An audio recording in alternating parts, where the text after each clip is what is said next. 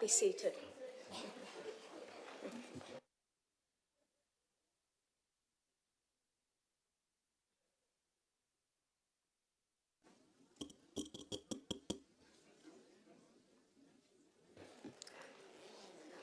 May I welcome members and the viewing public to the meeting of the City Council.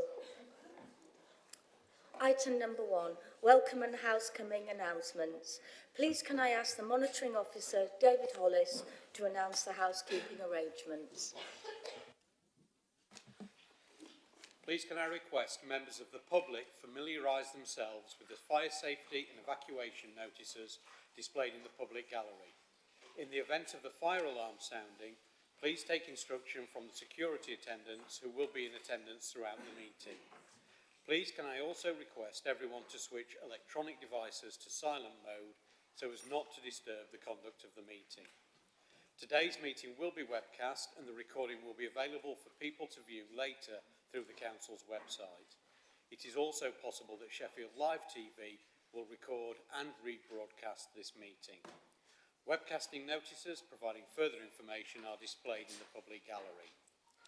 Members of the public are permitted to take photographs and to film or audio record the meeting, but the Lord Mayor, as chair of the meeting, does have discretion to withdraw or suspend this permission if the recording is disrupting the conduct of the meeting, is being undertaken in a manner which could capture personal information, or if a member of the public participating objects to being filmed.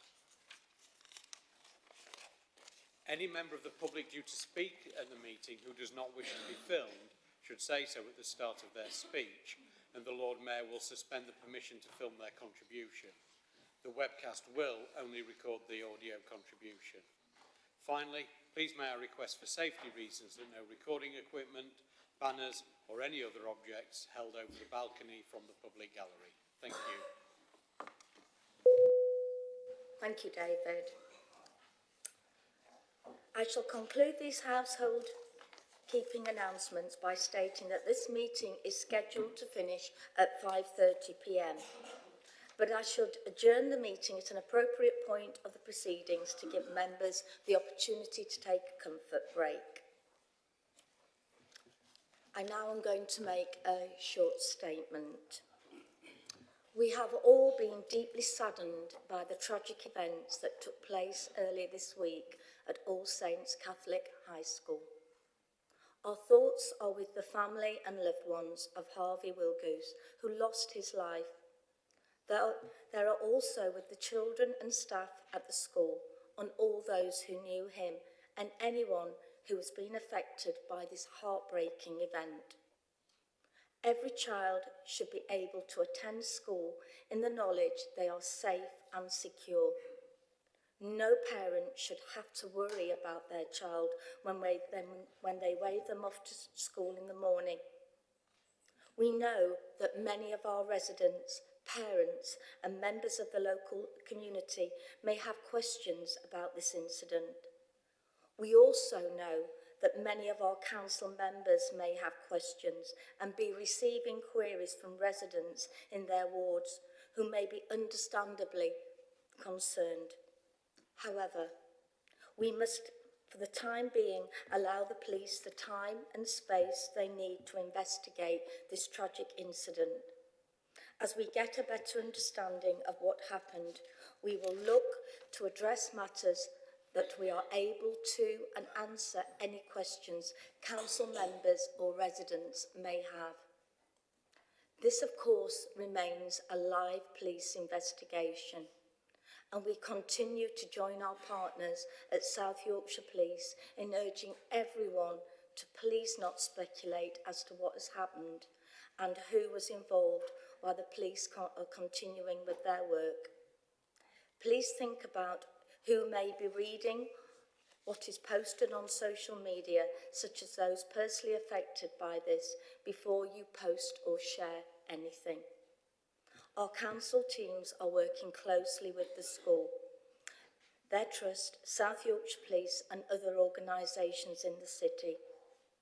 They are offering a range of support, including assistance from youth services and the communities team, and liaising with voluntary sector colleagues to find out how we can support Sheffield's communities, and will continue to provide assistance for as long as is required. May I suggest that we take a moment of reflection.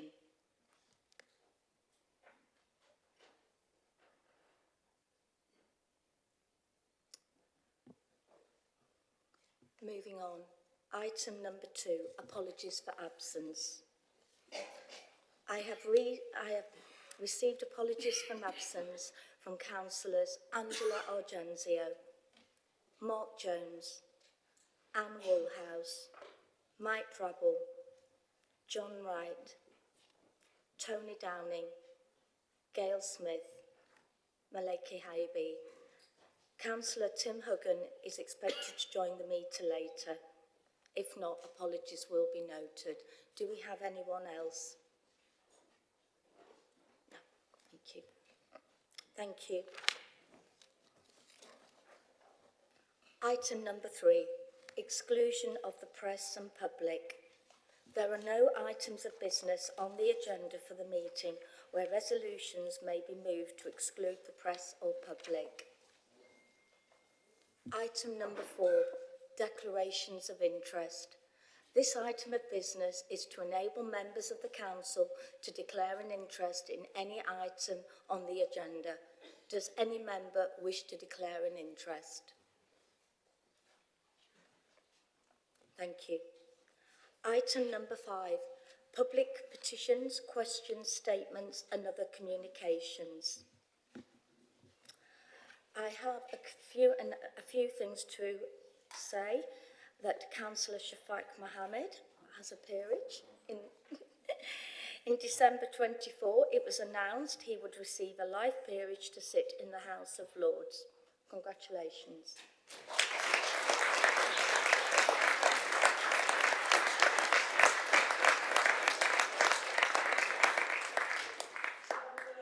I have the sad... Please don't shout out. Thank you. I have the sad announcement of the death of the former Lord Mayor Consort Stephen Smith. And we have today some work experience attendees from High Stores School. So welcome. And I hope you find this very informative and maybe enjoyable. If you do, I think you need to come and see me after. Public petitions, questions and statements. This council enables and encourages those that live and work in Sheffield to have a say in the work of the council by allowing public questions, statements and petitions to be presented at its formal decision-making meetings. Our approach is to make decision-making accessible to the public by enabling them to submit questions and make statements at council meetings and to participate in person or remotely, or ask to have their questions or statements read out on their behalf or either by a nominated person or council officer. For this meeting, we have received the following communications from members of the public. 1 petition, 2 questions on matters relating to business, items of business on the agenda, 2 supplementary questions resulting from 4 initial questions on matters relating to the remit of full council, and 7 statements. Representations on the petition will be made and the questions relating to the items of business on the agenda will be asked at today's meeting. These will be responded to by the Leader of the Council or relevant committee chair. The initial questions received on matters relating to the remit of full council will not be asked at the meeting. This is because the questions, together with responses from the Leader of the Council or relevant committee chairs, have been published on the Council's website and circulated to all members of the Council. However, the supplementary questions that have been received can be asked and responded to at this meeting. The 7 statements received from the public have been published on the Council's website and notified to all members of the Council. If time allows, these statements can be read out at the meeting. Statements do not require a response, but myself as chair of the meeting or the leader of the council or relevant committee chair reserves the right to reply at the meeting. A period of 60 minutes is allowed in total for ordinary petitions and public questions and statements. Can I call upon the Chief Executive to announce the petition, and may I request that the petitioner be brief and keep within their time limit of 3 minutes. May I also request that the Policy Chair Committee keeps within the maximum time limit of 5 minutes when responding to the petition. Chief Executive. Thank you, Lord Mayor. I have received a paper petition containing 150 signatures calling on the Council to reduce the speed limit from 40 miles per hour to 30 miles per hour on Nether Lane and Cowley Lane in Ecclesfield. The lead petitioner is Susan Davidson, who wishes to address Council. It is recommended that this petition is referred to the Chair of the Transport, Regeneration and Climate Policy Committee, Councillor Ben Miskell, for a response. Hi, thank you, Lord Mayor, for accepting this petition on behalf of the residents of Chapeltown and Ecclesfield regarding the speed limit on Nether Lane and Cowley Lane. We come to you with a straightforward and vital request that prioritises the safety and well-being of our community. We are asking for a modest adjustment to the speed limits on these roads to ensure that the residents of the Mellerley and Cowley Lane estates can feel secure walking and moving around their neighbourhoods. Currently, residents of Cowley Lane estate face significant risks when walking into Chapeltown. Their only option is a narrow path while heavy trucks barrel past them at speeds of 40 miles an hour. Likewise, young people travelling along Nether Lane to attend Chapeltown Academy are forced to contend with vehicles speeding down the road as though they are still on the motorway. We propose extending the 30 mile an hour speed limit further uphill, closer to the junction of Nether Lane and Cowley Lane. This simple change would transform the area, making it safer for everyone, pedestrians, cyclists and drivers alike. Encouraging active travel should be at the heart of our community planning. Making our roads safer, we can inspire confidence in people of all ages to walk and cycle, promoting healthier, greener and more connected neighbourhoods. At a previous City Council meeting, you committed to making a Sheffield pedestrian-friendly city. Supporting this request would be a tangible and impactful step towards fulfilling the vision in Chapeltown and Ecclesfield, to ensure that residents can walk along Nether Lane and Cowley Lane without fear, fostering a community where safety and sustainability go hand in hand. Thank you.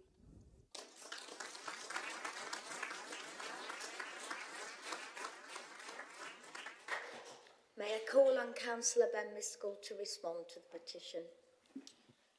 Thank you very much for your petition today and bringing it forward for consideration.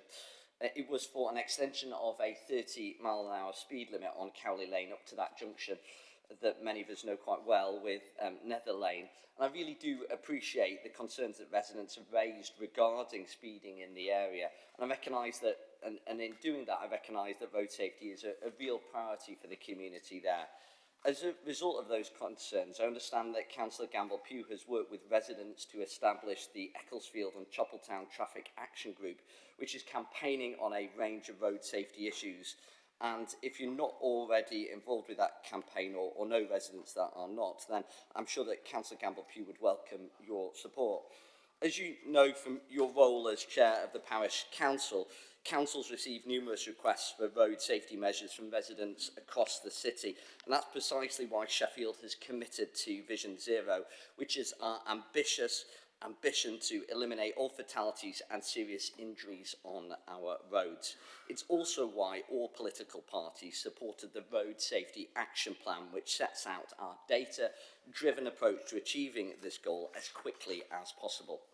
Now, in line with that agreed methodology, I have asked officers to conduct an analysis of the location that you and Councillor Gamble-Pugh have highlighted, and the data shows that over the past 5 years there have been 3 road injury collisions along that entire length of Cowley Lane, although none of those have involved pedestrians.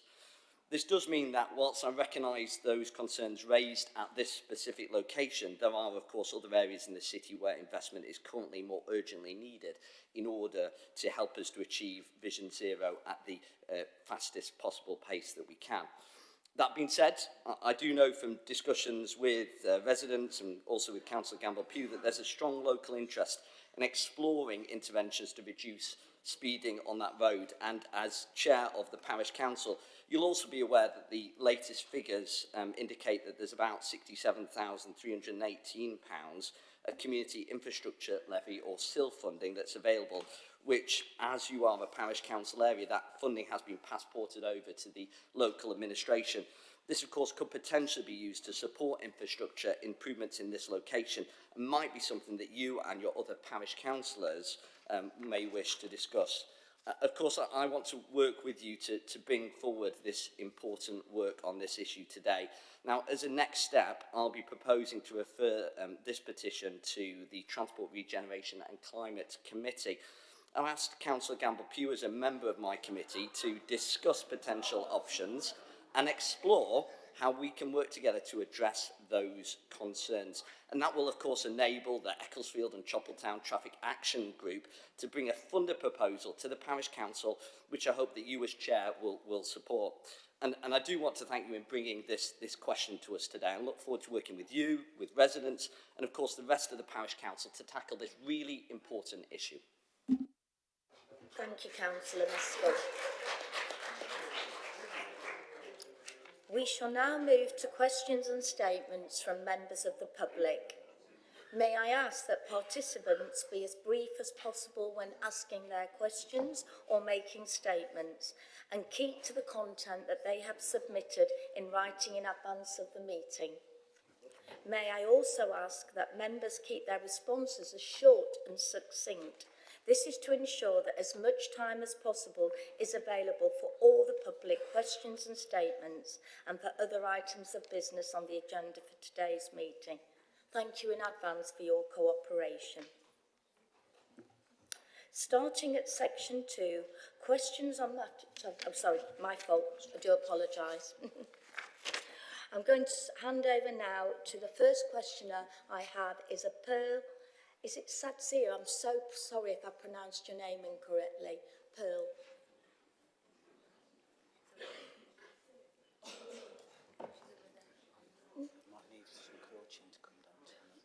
Yeah, Pearl, do you wish to ask your question? There's a microphone.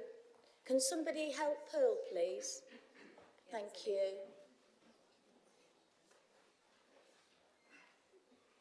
Sorry about that. I just found it, yeah. I apologise if I said your surname incorrectly. Go ahead. The South Yorkshire Pension Authority responsible investment policy states that investment should do no harm. Other councils, such as Waltham Forest and Bristol, have publicly stated a clear intention that their local authority pension funds will divest from arms companies that send military equipment and parts to Israel to be used against the Palestinian population.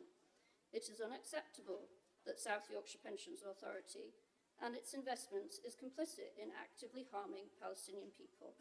I understand Sheffield City Council does not directly control South Yorkshire's Pensions Authority's investments. However, it is in the power of Sheffield City Council to write to South Yorkshire Pensions Authority and to make a statement that urges them to divest from all companies that are complicit in the violation of Palestinian human rights. Will they do so?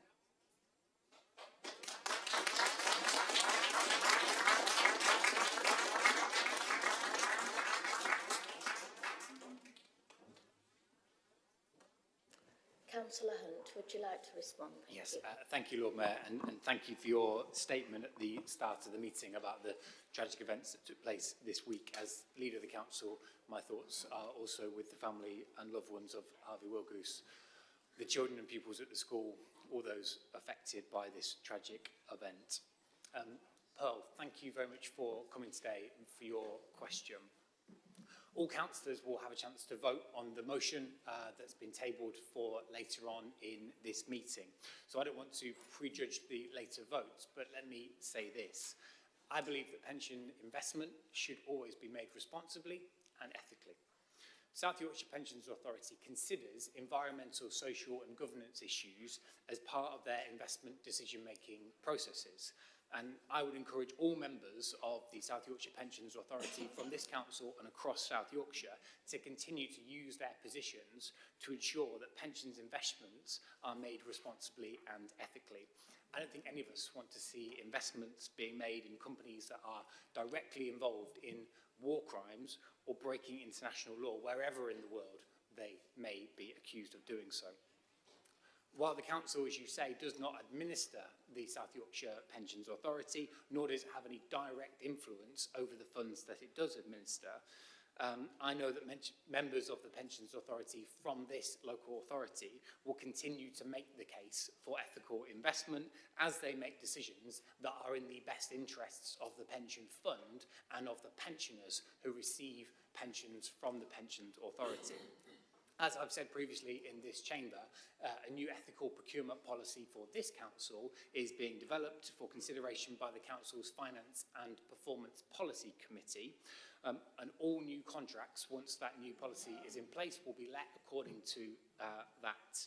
This will ensure that we take fully into account environmental, social and governance matters once we make procurement decisions, and we want to make sure that our city holds itself to the highest possible standards. So there's a debate later on, and thank you very much for coming and asking your question. Thank you.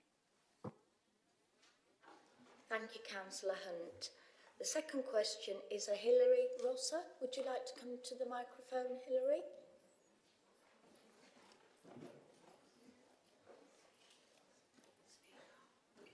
Thank you. In Sheffield, we have all been horrified by the unrelenting Israeli state onslaught on the devastated Gaza Strip. President Trump's shocking call to clear out Gaza echoes far-right Israeli plans to ethnically cleanse Palestinians, to establish Jewish settlements in Gaza and annex the occupied West Bank. How long can any people of conscience accept this contempt for human rights and international law? If we stand for this, what will be the repercussions for us all? Trump has lifted sanctions on violent settlers, and in the immediate aftermath of the 19th of January ceasefire, West Bank villages were set alight by rampaging settlers. The scenes in Jenin echo the Gaza nightmare, with massacres and sniper deaths of children, including 2-year-old Layla Al-Khatib, shot in the head in her own home. Deaths by bombings rise incrementally. I call on all councillors to reflect on our friendship agreement and demonstrate true solidarity with our friends in Nablus and the West Bank by unanimously supporting the motion. Following the example of other councils in passing divestment motions, we can together put pressure on Israel to respect Palestinian human rights and ultimately achieve a free Palestine. Will the leader of the council call on all councillors to pass this ethical and important motion?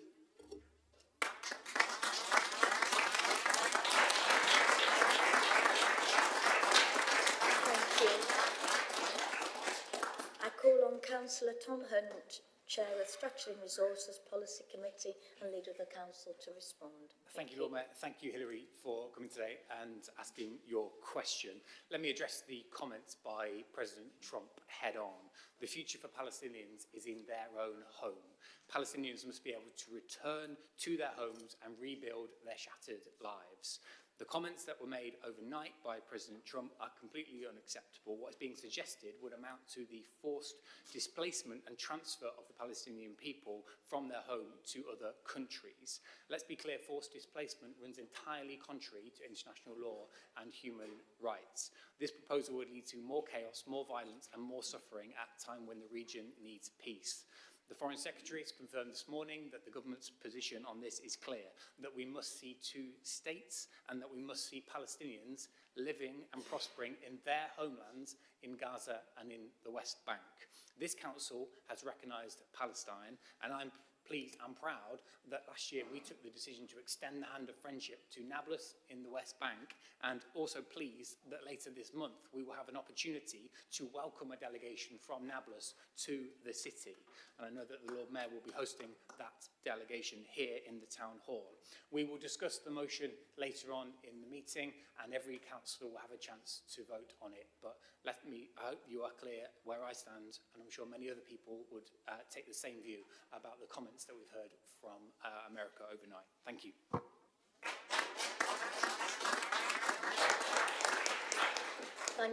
Thank you, Councillor Hunt. We're on to the supplementary remit-related questions. I have A.D. James. A.D., would you like to come to the microphone?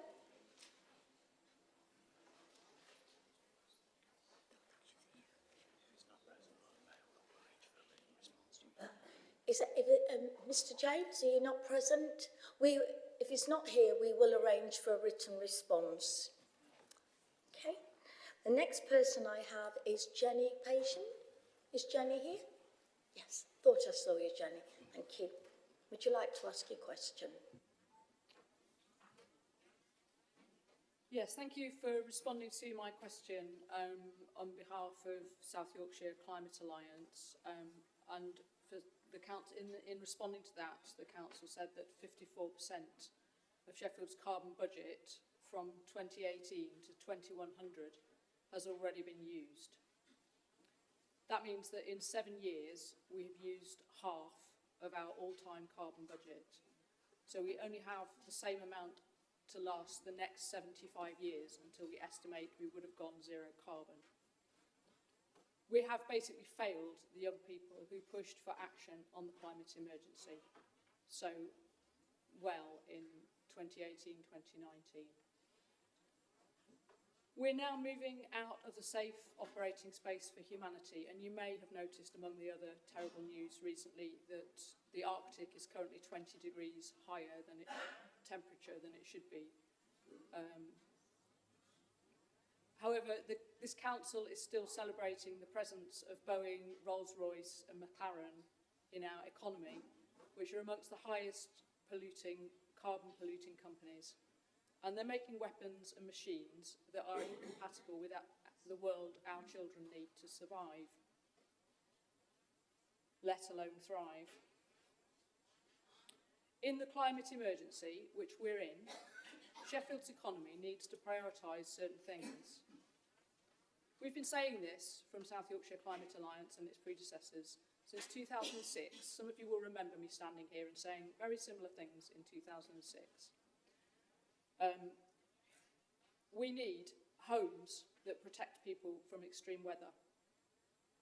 And we need those to be connected by non-polluting ways for people to get around. We need healthy food, which is produced locally and doesn't get disrupted by war. We need good education, we need health, and we need care for people and for nature. And all of these things can and do provide good jobs. The COVID pandemic showed a few years ago that the big change can happen if governments actually lead, actually tell the truth, and ask for new behaviours. This is what we need to do for climate change. So my supplementary question is, will the council prioritise telling Sheffield people the truth, involving them in the changes we need to make our city resilient in this coming storm? Thank you.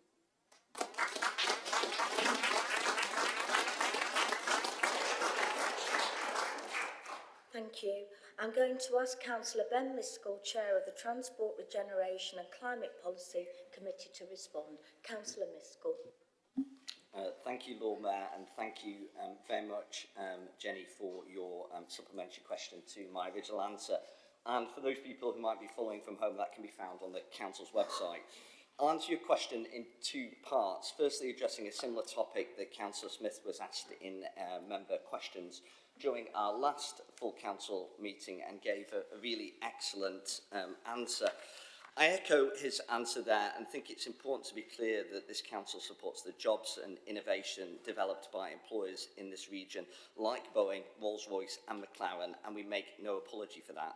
Sheffield is a proud city of makers and we continue that today, helping with the development of lighter, more fuel-efficient aircraft, tools for healthcare, and yes, amongst other things, we've always done in this city over hundreds of years, tools that we and our partners need to defend ourselves against hostile states in an unstable world. With regards to the substantive part of your supplementary question, we have been clear with everyone in the city about the challenges that are facing us and open and honest in our reporting of this. As I set out in the introduction of our first annual climate report last year, the climate emergency is arguably the most significant challenge we face globally. The consequences are already affecting us and we have greater impacts in years to come. Our report also went on to say that human-led changes to climate and the existential threat it poses to our society and economy are an accepted fact. And that leads, of course, for citizens, bigger energy bills and food prices, to unpredictable and extreme weather instances in our city and around the world, increased risks of flooding and the negative impact on our health and on climate and on energy, of course, impacts every one of us. Now, our 2023 and 24 annual climate action report being presented at the next meeting of my committee is equally clear and unambiguous in its language to the city, setting out that 2024 was provisionally the fourth warmest year on record in the UK and that 2023 was the fourth wettest on record. As a council, we are taking specific steps. How we live and where we live, of course, plays an incredibly important role in tackling the climate crisis. We know that as a council, of course, it is council housing which is our biggest carbon emitter. Councillor Johnson and his committee in housing, of course, will be best placed to explain the work that we're doing to decarbonise our estates, and I'm sure he and his committee will be more than happy to meet with you. And ensuring that homes are well connected and served by public transport within sustainable neighbourhoods was a key component in the local plan, which is currently with the Planning Inspectorate. We're working with and continue to work with our communities and businesses to develop programmes that address the changing climate. And I think it's important to note and to thank you for your question, and we do hope that you'll continue to work with us as a city as we continue to tackle the challenges posed to all of us by the changing climate. Thank you. Thank you. Thank you, Councillor Miskell. I have been notified that we have 7 statements which members of the public wish to read out. I've also been informed that Councillor Tom Hunt will respond at the end of these 7 statements. Is that correct, isn't it? Thank you. So the first person is a Mustafa Lone. Would you like to read your statement? Thank you. Hello, I'm Mustafa. I'm a student at the uni. I'll try not to waffle. So, the International Court of Justice on 19th of July 2024 called for an arms embargo, an end to all commercial activities that may damage the Palestinians, and sanctions against entities involved in the illegal occupation, racial segregation, apartheid policies and the ongoing genocide in Gaza. Like, to make it very clear, that means like the state of Israel. The South Yorkshire Pension Authority has a number of investments in Israeli bonds, arms companies and other companies that have been identified by the United Nations as complicit in the crimes of apartheid, occupation and genocide. That's a lot of the arms companies that are operating out of Sheffield, like BAE Systems, Rolls-Royce, for example. Please support the motion that is calling for Sheffield Council to write to the South Yorkshire Pensions Authority, urging it to divest from arms companies and fossil fuel companies that are stealing Palestinian natural resources, as well as urging the Sheffield City Council to cease dealing with Barclays and any other companies that are complicit in harming the Palestinian people. Thank you.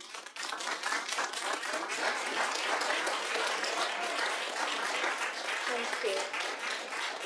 The second statement, I have a Sue Owen. Sue, are you here?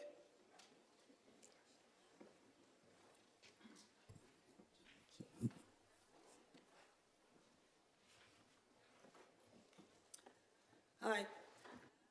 We, as Sheffield residents, are inadvertently assisting Israel in committing war crimes and the occupation of the West Bank through our council tax payments, some of which are going into financial support for arms companies, banking with Barclays Bank, and some of the investments made by South Yorkshire Pension Authority, which include arms companies, Barclays Bank, and Israeli bonds. The opposition of the people of Sheffield to the crimes being committed by Israel in Gaza and the West Bank has been demonstrated on numerous occasions and in many ways. We, as residents of Sheffield, or as members of the pension fund, do not want our council tax payments or pension contributions to be used to fund war crimes or to in any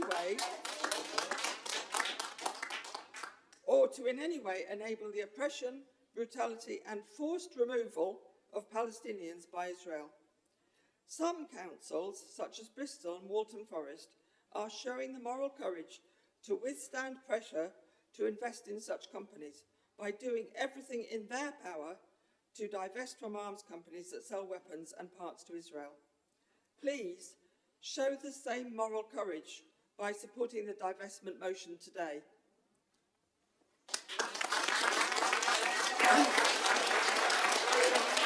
Thank you. The next person is Paul Kellerman. Paul, would you like to come forward? Be careful. Thank you. Well, in line with the previous statement, it relates to Palestine and to the fact that we believe that the Council has greater powers than it has so far chosen to use. Not using your powers fully leads to disillusionment in public institutions and in local democracy.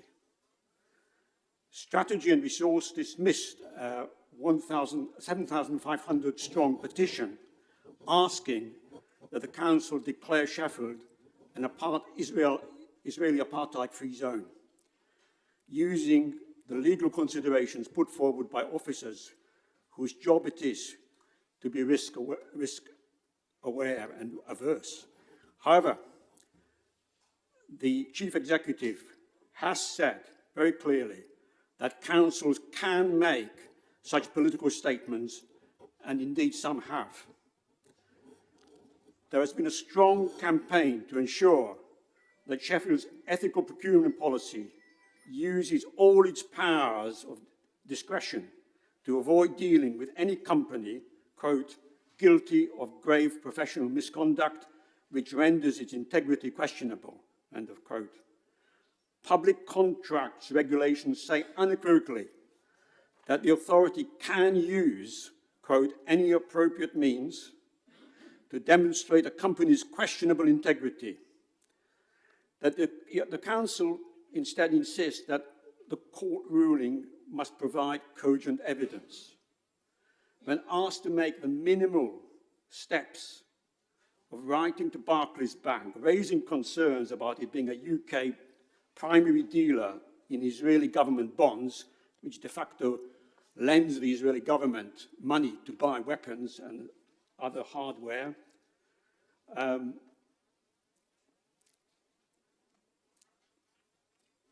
about its investments in and financing of arms dealers complicit in genocide, nothing was done. We call on you to exercise your moral and political powers fully on today's divestment motion.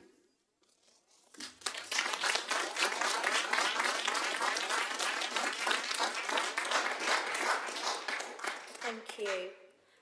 Ashiyan Suleiman.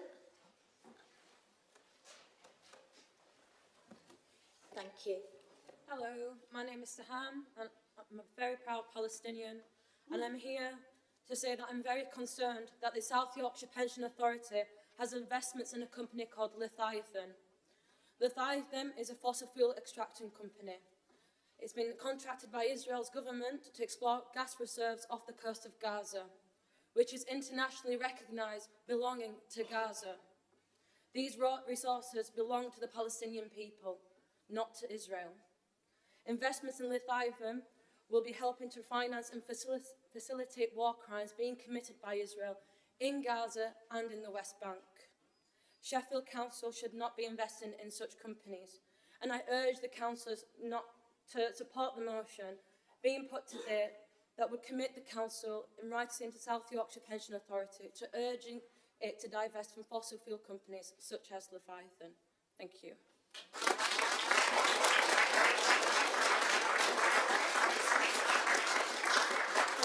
Thank you. The fifth person I have is Val Johnson. Val, would you like to come forward?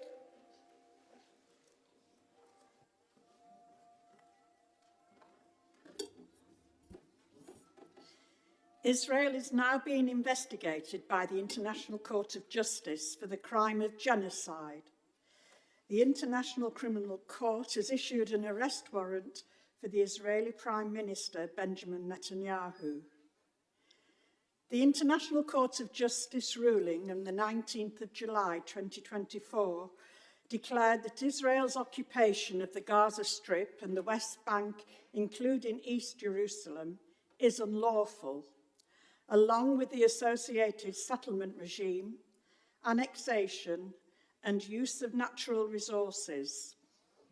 The court also said that Israel is violating the international prohibition on apartheid.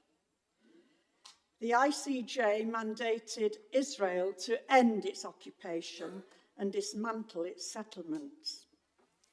It also stated that, and I quote, "States must immediately review all diplomatic, political, and economic ties with Israel, inclusive of business and finance, pension funds, academia, and charities. Please support the divestment motion by agreeing to write to South Yorkshire Pension Authority opposing investments of council taxpayers' money in arms companies."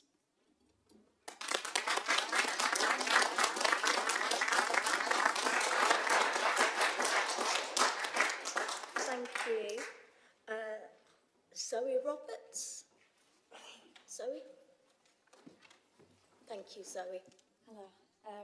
I wholeheartedly believe that the Council should vote in favour of the motion opposing Sheffield Council taxpayers' investments in Israel, weapons manufacturing and fossil fuels. The International Court of Justice has ruled that Israel is responsible for racial segregation and apartheid against the Palestinians and has laid out a long list of violations of international law by Israeli authorities. They've set out obligations which require councils and local government pension schemes to avoid procuring from or investing the funds that they manage in companies that facilitate Israel's breaches of international law. This includes arms companies producing weapons used by Israel and financial institutions that finance these companies. Amnesty International has provided extensive evidence that Israel is intentionally perpetrating genocide against the Palestinian people. The Council, therefore, has both a moral and a legal responsibility to avoid complicity in this genocide through ensuring that their ethical procurement policy is robust enough to prevent contracts being awarded to companies which finance states like Israel in breach of ICJ rulings, arms companies and fossil fuels, such as Barclays. Thank you.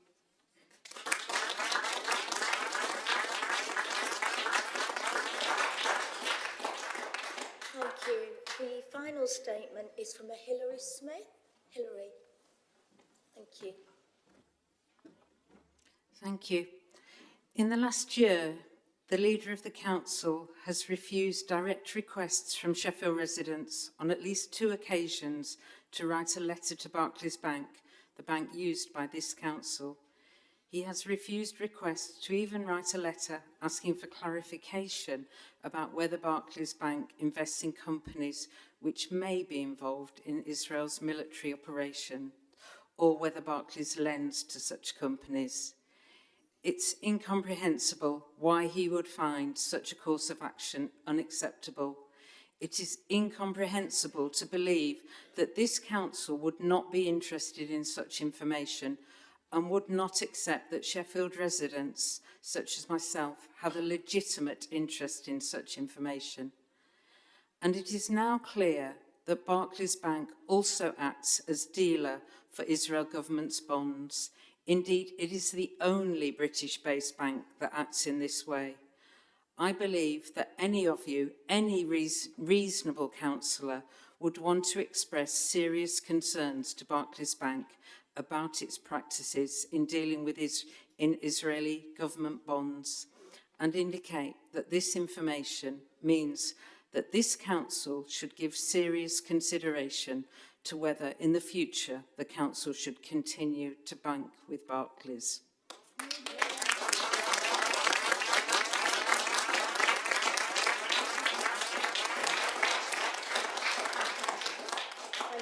Councillor Hunt, you wish to respond? Yeah, thank you very much, everybody, for coming today and taking the time to share your statements with all of us in the chamber. All councillors, as I mentioned earlier, will get a chance later this afternoon to vote on the motion that a number of you have referenced in your statements. I know that the statements and the passion with which you speak is motivated by a deep concern for the suffering of the Palestinian people and the heartbreaking conditions that are being experienced right now. They are concerns that I know people share right across this chamber and out across this city. Our thoughts and prayers continue to be with those who have lost loved ones in Gaza, those who continue to be in pain and suffering, those who are displaced, and those who are continuing to still be held hostage. The only way to break the cycle of violence and to end the killing of innocent people is to have parties around the table once there is the lasting ceasefire in place. I am pleased, as I know we all are, that in January an agreement was reached to bring about a ceasefire and to have a hostage release deal. That ceasefire now needs to be the path for a lasting peace and a two-state solution with a viable and sovereign Palestine alongside a safe and secure Israel. In recent months, the Council has taken a number of steps to signal its solidarity with the people of Palestine and to support those who are affected by the appalling conflict. We have regularly called for that ceasefire, including right from the beginning of the conflict back in November 2023. We've confirmed that the Council has no relationship as part of its visible supply chain with any of the companies identified by the UN Human Rights Council as enabling or supporting the construction or continued existence of illegal settlements in the occupied Palestinian territories. We signed the friendship agreement with Nablus, as I've mentioned, and we flew the Palestinian flag on the UN Day of Solidarity in November last year. I also support the action that's taken by the government to review arms sales and to suspend a number of arms export licenses where they were found to be at risk of facilitating the breaking of international law. On the subject of South Yorkshire Pensions Authority, I've made a number of comments earlier on today, but I believe that pension investment should always be made responsibly and ethically. And I repeat my earlier comments that I would encourage all members of this authority and from across South Yorkshire who are members of the Pensions Authority to do everything they can to continue to raise their voices and ensure that pensions investments are made responsibly in the best interests of the pension fund. A new ethical procurement policy was mentioned by a number of people in their statements, and that will soon be considered by the Finance and Performance Policy Committee. All new contracts that the council has will then be let in line with the new policy once it is approved. This includes the council's banking contract. This will ensure that we take ethical, social and governance issues into account when we make procurement decisions, and that we want to make sure our city holds itself to the highest possible standards. The new policy will set out the scope that the council has within the law to take into consideration issues of the type that have been raised today regarding Barclays Bank. Lastly, I just want to say that I am continually proud of Sheffield's status as a city of sanctuary. As we have said over many months and in this chamber on many occasions, we cannot allow the conflict that is taking place in the Middle East to divide our communities in Sheffield. We stand in solidarity with all those who are suffering, and we will always be united against racism, Islamophobia and anti-Semitism. I'd like to thank you all for coming today and sharing your views with everyone here in the chamber. Thank you. Thank you, Councillor Hunt. Councillor Phipps, you've just indicated. Lord Mayor, we've just heard significant public interest in item of business 11, notice of motion regarding opposing Sheffield Council taxpayers' investments in Israel, weapons manufacturing and fossil fuels, referred to by both members of the public and by the leader in response to these. So I move that we bring item of business 11 up the agenda to be the next item of business ahead of members' questions to enable a debate on it. Without the motion being brought up the agenda, there will not be time to debate it.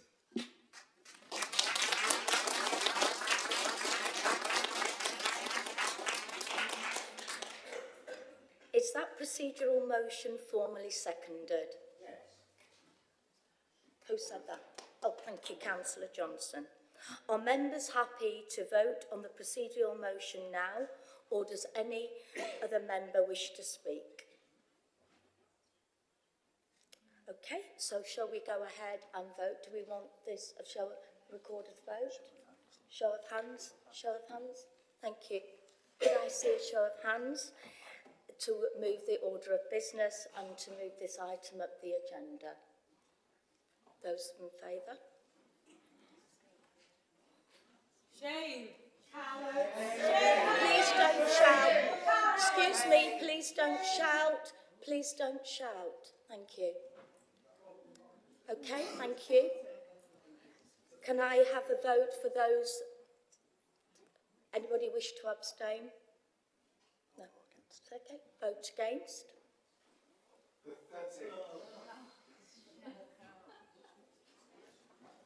Israel has not ceased Please fire. don't shout. Palestinians Please are don't still being shout. murdered. Please don't you shout. sat here doing nothing. What Thank you've you. done, you Please haven't don't done shout. enough. I'm afraid that has not been passed, so we'll move on to item number 6, which is members' questions. There is a maximum time limit of 30 minutes for this whole item of business.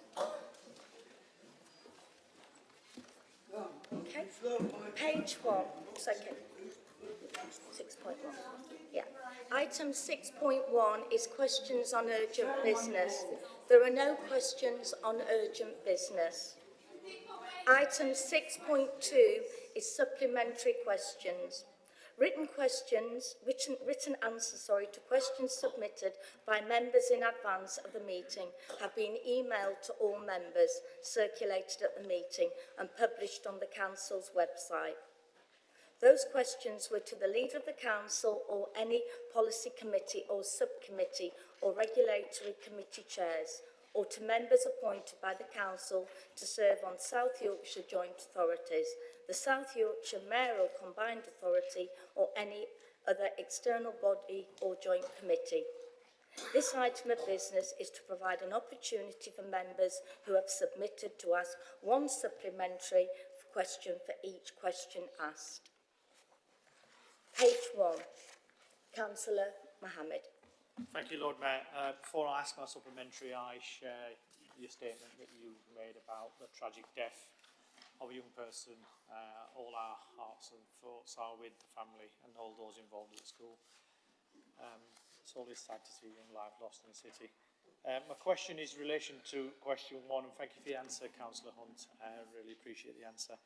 In the final paragraph, you talk about the fact that the government's made a number of announcements, whether it's solar or onshore wind, etc. Are you able to give us an answer whether all these initiatives how much will they help us reach our ambition as a city to be net zero by 2030? Appreciate a detailed answer. Okay, thank you very much, Councillor Mohammed, and let me add my own personal congratulations to you for being elevated to the House of Lords. We will miss you in this chamber. I am very pleased to see that this climate bill was brought forward in a spirit of cross-party working between MP for Sheffield Hallam, Olivia Blake, along with Lib Dem MP Ros Savage. I think, what is set out in the final paragraph there, Councillor Ahmed, is a sign of a government that is now serious about tackling the climate and nature emergency after, frankly, 15 years of failure.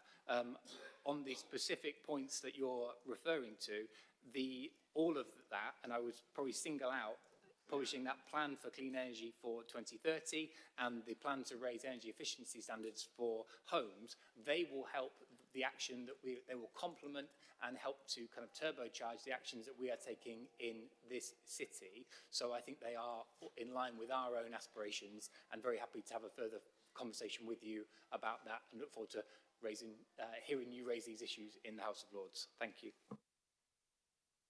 Thank you. Page 1. Thank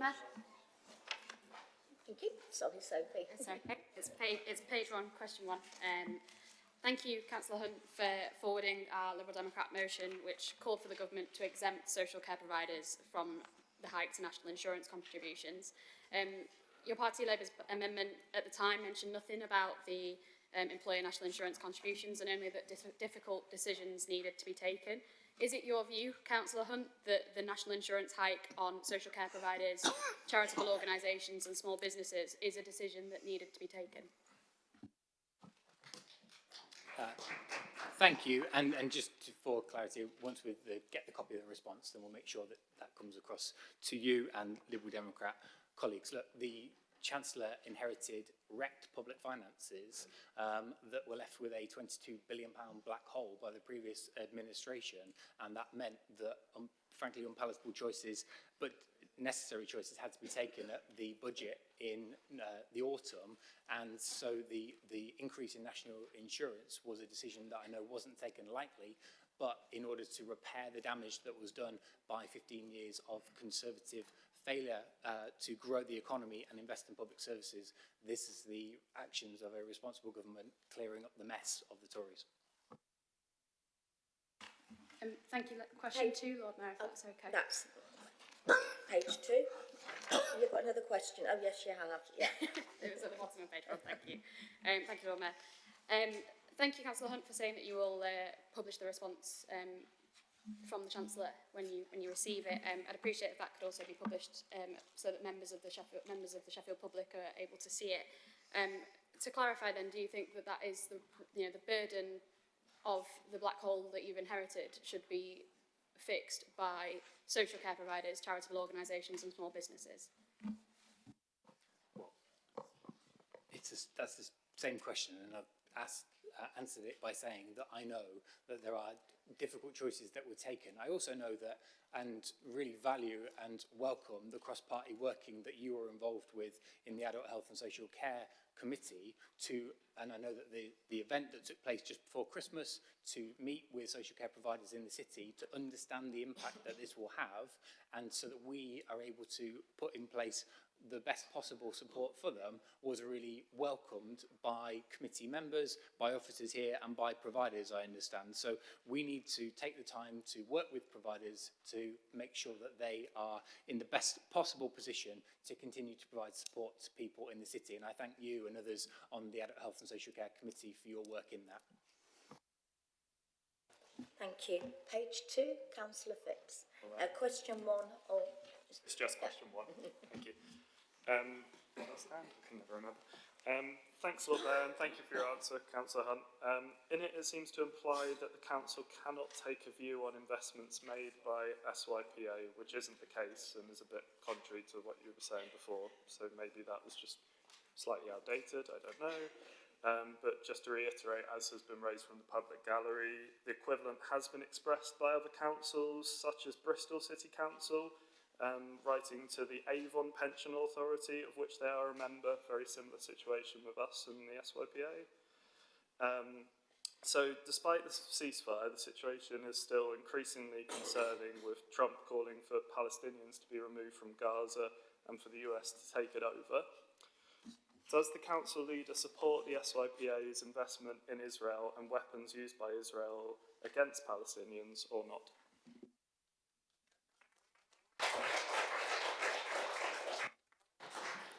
Thank you. I think you've heard me answer a number of points on this already today, just to say that members will have a chance to vote on the motion when we get to it later on this afternoon.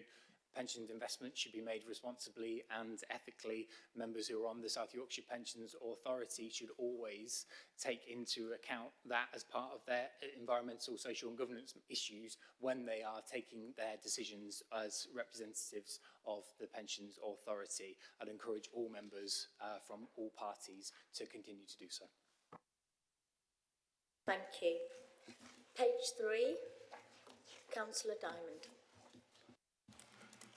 Thank you, Lord Mayor. I would just like to note that in answer to one of the questions... Councillor Diamond, is it question 1 or question 2? Question 1. This is, right, can we ask it on question 1, please? Thank you. Okay. Yeah, I just wanted to note that you did actually promise a debate to people in the audience previously. But okay, last Wednesday marked the anniversary of the killing of 6-year-old Hind Rajab. Hind had pleaded over the phone for emergency workers to rescue her. Her body was found 2 weeks later, on the 10th of February 2024, alongside the bodies of 6 members of her family, in the car they drove to flee their neighbourhood as Israeli forces invaded. Israeli forces had fired 355 tank rounds into the car. The bodies of 2 paramedics dispatched to rescue Hind were discovered in their ambulance about 50 metres away. Children aged between 5 and 9 represent the biggest age cohort of the estimated 62,000 people killed by Israel. Councillor Diamond, this is really, really profound, but it isn't. How does this link to the supplementary? I've given you quite a lot of latitude, but can we please ask a supplementary from that? We will be having a debate if we all abide by, the rules and we move forward. So please ask your supplementary and then we can look forward to the debate later on. We've managed to get through all our motions when we've acted in a very grown-up and responsible way. So please, let's move forward. Please don't shout out. So I just want to give the leader one more opportunity, which you have failed to answer on numerous occasions, both today and in previous meetings. Barclays Bank acts as a primary dealer for Israeli government bonds. Will you please meet with them to raise your concerns, as Islington Council has done, and raids are discussed at their financing of Israeli government bonds and companies profiting from the ongoing genocide against Palestinians? Thank you.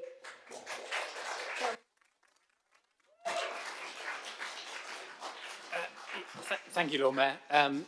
As I've mentioned, the ethical procurement policy will allow us to set out within the law the scope with which we've got to engage with the concerns that people have raised about Barclays. The chair of the Finance and Performance Policy Committee has answered several questions on this at previous meetings. So in the interests of time, Lord Mayor, I think this has been covered. Thank you.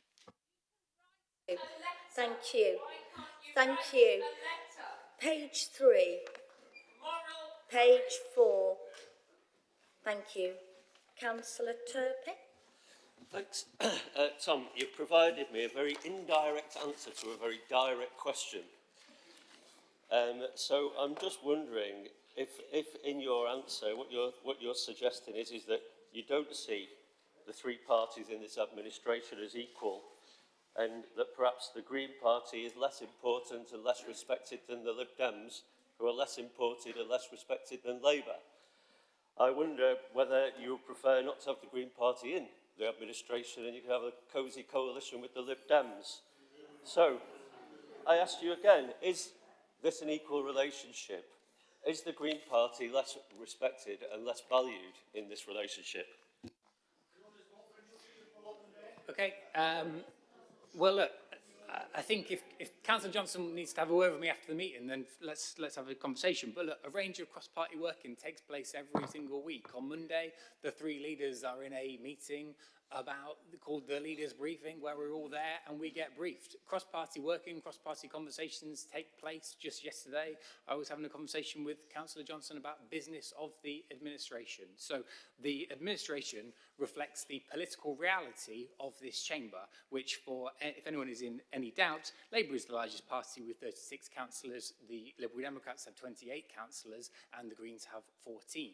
The administration is comprised according to the political reality that exists in this chamber. So hopefully that's a more direct answer to your question. Thank you. Page 5. Please don't shout out, please. Councillor Rahoub.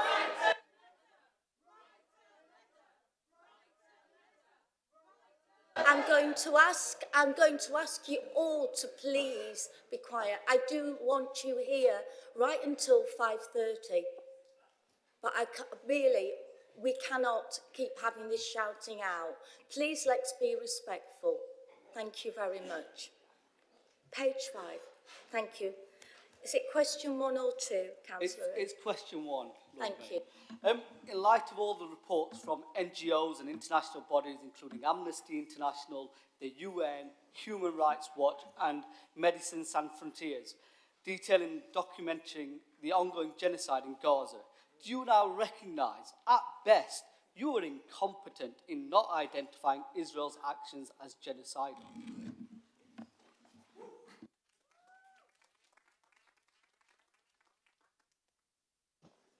Thank you. Look, the message that I have today is that I've set out that I strongly condemn the comments that we've heard overnight from President Trump, which do nothing to help the cause of the Palestinian people. What is needed right now is a strong and secure Palestinian state alongside Israel. People need help to be returned to their homes and to rebuild their homes.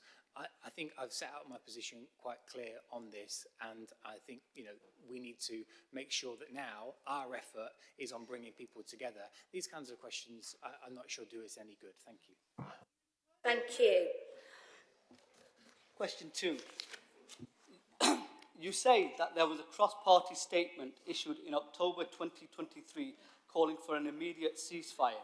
Given a cross-party statement was never issued in October 2023, which called for an immediate ceasefire, can you now explain why you would want to mislead the great people of Sheffield? I don't think I have, but if there's anything I need to correct, then of course I will. There was a cross-party motion, I believe the date was the 1st of November 2023, which set out that we called for an immediate ceasefire. There have been similar statements made between the three leaders in the administration. I'm very happy to check the dates and come back to you if I've made an error on that. Thank you. Page 6. Councillor Adele. Thank you. Thank you, Lord Mayor. Question 2, please. Question 2. Yeah? Right. So, I only asked you why you're refusing to symbolically state the will to divest from the Israeli government that's committing genocide, only because in the past you've made symbolic statements. Instead, you copied and pasted the answer you gave to Councillor Alexi Diamond. So my question to you is this. Do you think no one would notice this? Thank you. That's not really a question, really, but I'll let Councillor Hunt answer. It was a question regarding my question that I asked. The answer is set out in there, and you know, we have covered this. You've asked me a variant of that question before. My answer is the same. We're interested in making sure that we're taking decisions here that actually can bring about change for the people in this city. We're not in the business of making symbolic gestures. Thank you. Thank you. Page 7. Councillor Aladan. Question 3. Question 3, please, yes. So, once again, you've copied and pasted the same answer. I like how you said previously you'd address Trump's comments directly. Do you ever intend to address my questions directly? Thank you. Nothing to add. There's nothing further to add, thanks. Thank you. Page 8. Councillor Thornton. Thank you. Councillor Hunt, over 70,000 people in Sheffield have been affected by the cuts to the winter fuel payments, and the government's own research has said that this is going to push over 50,000 pensioners into poverty. We're now sort of facing a budget crisis, as council's been forced to spend nearly £12,000 cleaning up the government's mess to mitigate this cruel decision. Will you now join us, Councillor Hunt, in condemning the cruel cuts to winter fuel that are pushing our vulnerable elderly into poverty?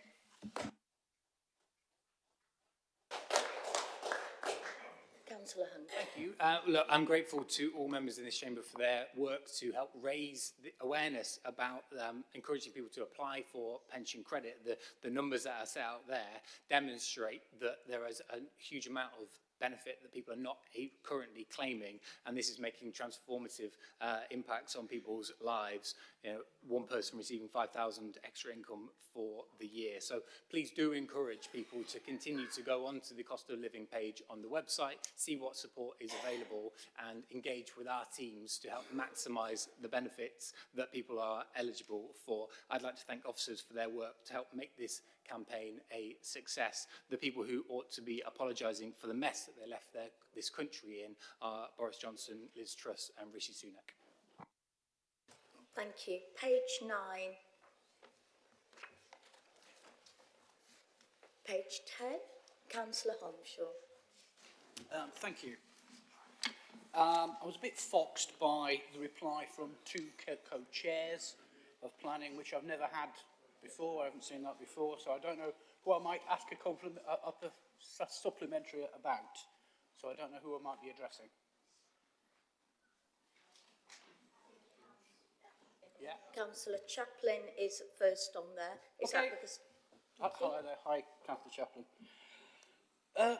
Planning in Sheffield is not just about policy, which this addresses in depth and in detail. There's more we can do in terms of our planning meetings and our reports, officers' reports, which I was hoping to have some response on. So, for example, in the last few paragraphs in here is mentioned sustainability, carbon emissions and transition to net zero. And it's good that it mentions that these should be drawn out in committee reports. But my question is, shouldn't there be a section in committee reports with its own distinct heading that draws out these things and can draw committees' members' attention to this important set of requirements? So it's within that report. I've got other suggestions to make as well, which I may well pass on to you in the fullness of time, but that's one that strikes me as an important thing. Otherwise, how do we on committees understand and know that there's climate impacts on the planning application? Thank you. Thank you. Councillor Chaplin. Councillor Woodcock, if you wish to add anything afterwards, then I'm more than happy, but I'll let Councillor Chaplin speak first. It's only fair when we've got joint chairs. Thank you. Councillor Chaplin. Yes, thank you, Brian, for the question. We tried to make the answer as comprehensive as we could. Having spoken, or rather had contact with planning officers, they are keen to take this away and have a look at it. And if you want to send me anything or to Alan in writing, we'll have a look at it. I will say that the way the planning reports are set out are not dissimilar to what you would see in other authorities. I sit on the Peak District National Park Authority, and their planning committee, their papers are set out a little bit differently, but they still draw attention to the same same regulations and criteria that you have with that make up planning policy. And we sit there as planning committee members, as you do, and we have to weigh that up in the balance as each application comes before us. Thank you. Councillor Woodcock, have you anything to add? No, nothing to add apart from what Mike said. I'll back what Mike said. Just for members of the public, this response will have been collated by both the chairs. So thank you very much. Thank you. Page 12.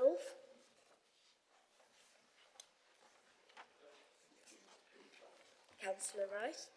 Sorry, I delayed because the majority of Ben's considerable answer is on page 13. I would like to note that the last petition brought by Councillor Gamble-Pugh that was on October 2023 was a speed limit along Chapel Road, and by the sounds of it, he has the ear of the chair of the committee, but it came to nothing, so it relies on this party to actually get stuff done. As a teacher by trade yourself, I know that you obviously care dearly about the safety of children. As an engineer, I understand the requirements under health and safety, and that mitigating factors in that are for adjustments are calculated on the potential, not realised harm. So the fact that we are waiting for children potentially to come to harm for something to be done is frankly a little bit sickening. So I was wondering, should we wait for a child to come to harm before we actually do something?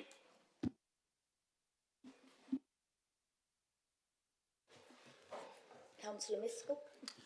Thank you very much, Councillor Rees. I think firstly, to address your first point, I think it's important to acknowledge that Councillor Gamble-Pugh has my ear because he is on my committee, and therefore he is part of these discussions that we have on a cross-party basis. And in line with that, it's important to say, isn't it, that actually we have an agreed methodology for dealing with crossings and road safety improvements. That agreed methodology is part of our Road Safety Action Plan. It sets forward how we score schemes, and it is data-led. It is something that all political parties in this chamber have bought into and have voted into as part of discussions at my committee. And for the avoidance of doubt, that is Labour, it is the Green Party, and of course it is the Liberal Democrats. So yes, we've all got buy-in to that strategy and the methodology with which we use, and therefore we have to be clear about it when we are scoring different road safety projects. It's also important to state, isn't it, that actually every child has a right to get to school safely, and that's what, as a committee, we are all committed to. Vision Zero means an absolute laser-driven focus to eliminate all fatalities and serious injuries on Sheffield's roads. And we're committed to do that, but we're committed to do that in a targeted way that actually addresses the issues and allows us to move there as quickly as possible. Thank you. Page 30. Page 14. And could I ask page 13. Supplementary on question 2. I'm a little bit concerned, given he sits on your committee, that it takes a chair of a parish council to come up here and ask a question. On page, for the question 2, I would like to first thank Councillor Smith and Councillor Crossland for their work regarding the orienteering and their support in that regard. On the transport plan, given the propensity for Stagecoach and First Bus to chop and change their timetables and prices at whim, it's understandable that they haven't come before you asking for help before this point. I note in your response that you did not give a concrete answer as to whether or not the transport team and you yourself would support them in this, so can you give that confirmation in chamber? Thank you. Please. Thank you. Councillor Miskell. Councillor Rees, I think the answer goes into quite significant detail about this. Major events in our city are not overseen by my committee. They're overseen well by Councillor Smith's committee, the Economic Development and Skills Committee. You asked me this question, so therefore I researched an answer, and the answer is that over the last 2 years of discussions with the event organisers for the Orienteering Festival, that they haven't raised this issue with us. So I would politely request that, you know, if you feel very passionately about this, then this is something that you need to raise with the organisers, who will then raise this as part of their discussions that they have with us and with other councils, because it's important to say that yes, this is something that we're proud of to attract into Sheffield, but it's also a regional event. It takes place in Sheffield, it takes place in Barnsley, and as I understand it, also takes place in Leeds as well. So thank you very much for your question. I'd encourage you to speak to Councillor Smith. Thank you. Thank you. Page 14. Page 50. Page 60. Councillor Rahoof. Which question is it? Sorry, yes, it is question 1 first, please. Thank you. Given that a school crossing post is currently vacant and there is no safe crossing at the Sheldon Road, Bannerdale Road junction, are you waiting for a child to be killed or seriously hurt before you will take action to make this junction safer for the children of Netheredge and Sharrow? Not really. That isn't an appropriate question. I am about to. Yeah. Can you please withdraw that, please? That is extremely emotive and not appropriate. Please withdraw that and rephrase your supplementary. Mayor, that question's virtually identical to a question that was placed. I can't see where there's words is inferring. Yeah, sorry, the chair, words yeah, specifically say in there. Acceptable. It's not. It's very emotive. Let's be really grown up here when we ask our questions. Thank you. In a different way. Thank you. I mean, it's okay. Okay, we'll try again. Given that a school crossing post is currently vacant and there is no safe crossing at the Sheldon Road, Bannerdale Road junction, are you waiting for a child to be seriously hurt before you will take action to make this junction safer for the children of Netheredge and Sharrow? Thank you. Thank you for your question, Councillor Ralph. I think my answer goes into quite a lot of detail here. And I think it's important to reflect back to the answer to the previous question. Now, as a council, we draw a methodology for how we score different schemes, how we score different interventions, different improvements to the highway. That is led by the Road Safety Action Plan. That Road Safety Action Plan is agreed on by the Green Party, by the Liberal Democrats, and by the Labour Party as well. We score projects, interventions, and look at risk in a data-led way. That allows us to prioritise our interventions, our improvements to the highway to make it as safe as possible into locations where we can make the quickest difference to allow us to eliminate all fatalities and serious injuries on Sheffield roads. Now, it is important to say, isn't it, that I do acknowledge that today there was a protest at this location, and it is good to see, isn't it, that citizens of this city are coming together and they're talking about road safety. You've already acknowledged how this is an area where we have historically had a school crossing patrol. Now, as you know, across our city, we've had difficulties in recruiting school crossing patrols, and we are hopefully over the next few weeks going to be able to announce filling that vacancy. However, it is also important to say that in preparing for your question and to answer it, I asked officers whether a request had gone in for this specific location to install a crossing. They told me, and I have double-checked that no request has been submitted for this particular location. So I would politely ask that before you bring a question about something like this, that you email the council, you email us at transport@sheffield.gov.uk, and you make clear that you would like it crossing at this location. It can then be scored and go through our agreed methodology, and then we can make sure that it is assessed and appropriately delivered if possible. So thank you very much for your question. Thank you, Councillor Misco. Thank you. That reaches the guillotine of the 30 minutes that we have for public questions. I'm now going to propose that we have a comfort break. And can we all please think about the language we're using? moving forward. This is a very emotional and emotive day. Thank you. You have 15 minutes, which is the Housing Revenue Account, Business Plan and Budget 2025 to 26. There is a maximum time limit of 25 minutes for this item. This item of business is to approve a Housing Revenue Account, Business Plan and Budget for 25-26 at its meeting held on the 22nd of January 2025. The Strategy and Resources Policy Committee approved a series of recommendations for consideration by the Council today.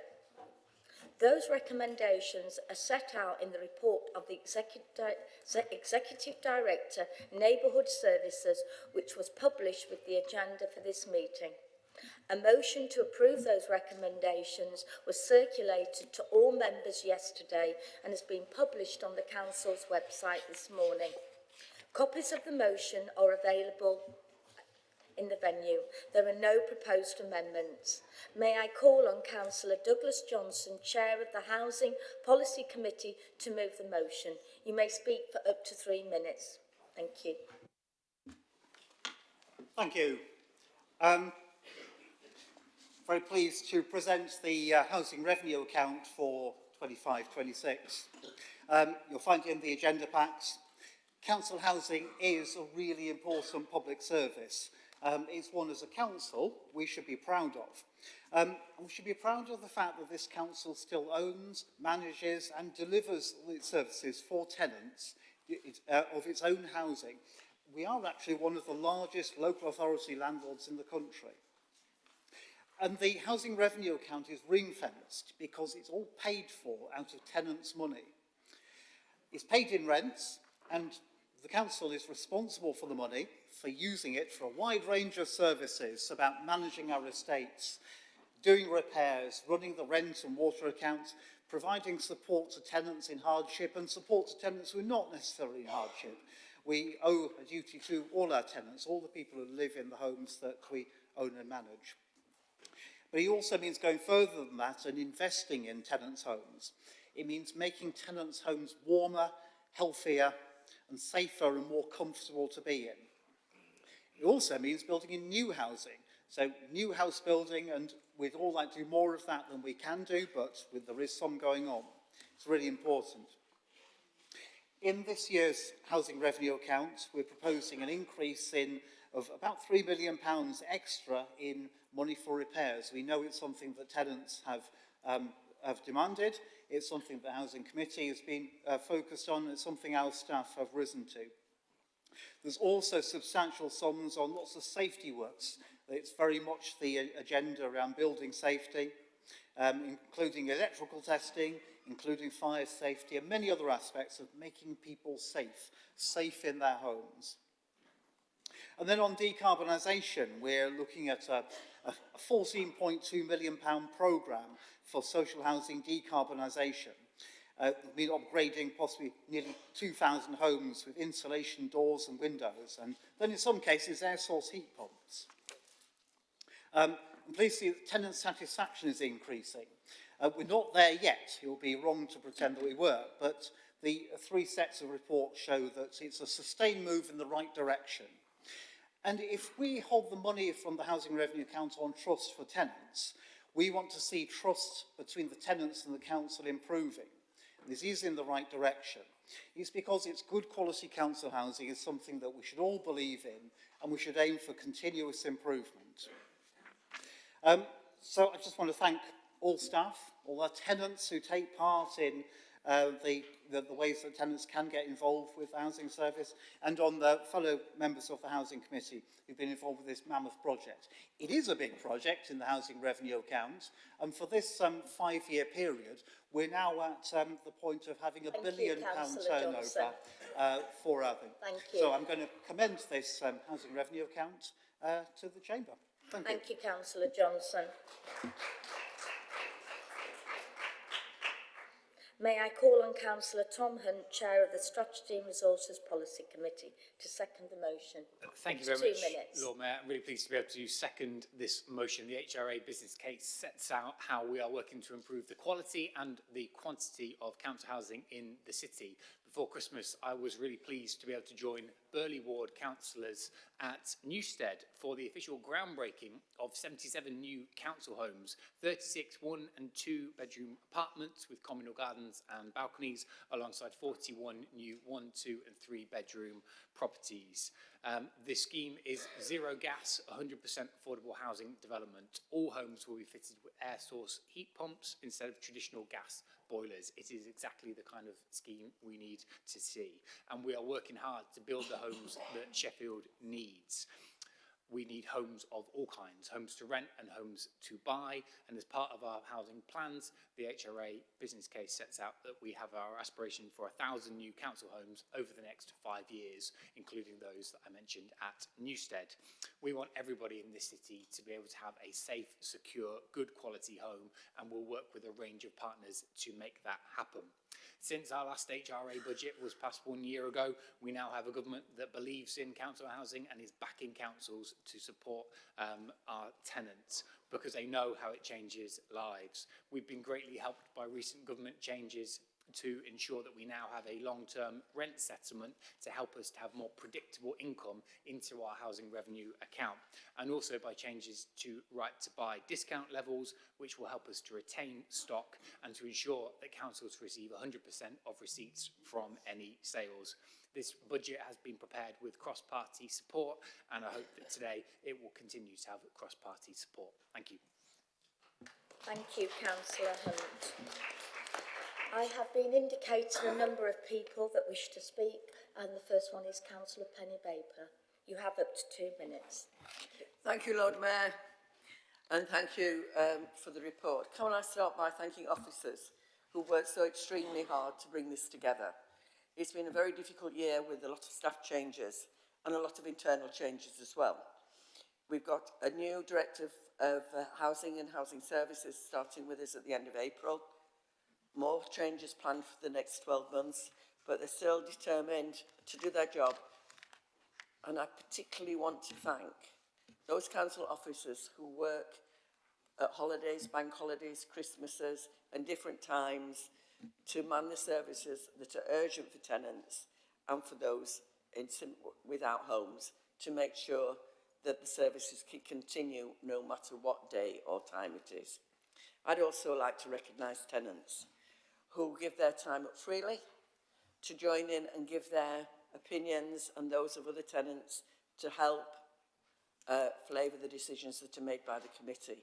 It is really important that they do engage with us because the regulator wants them to, and we can't fall foul of the regulator.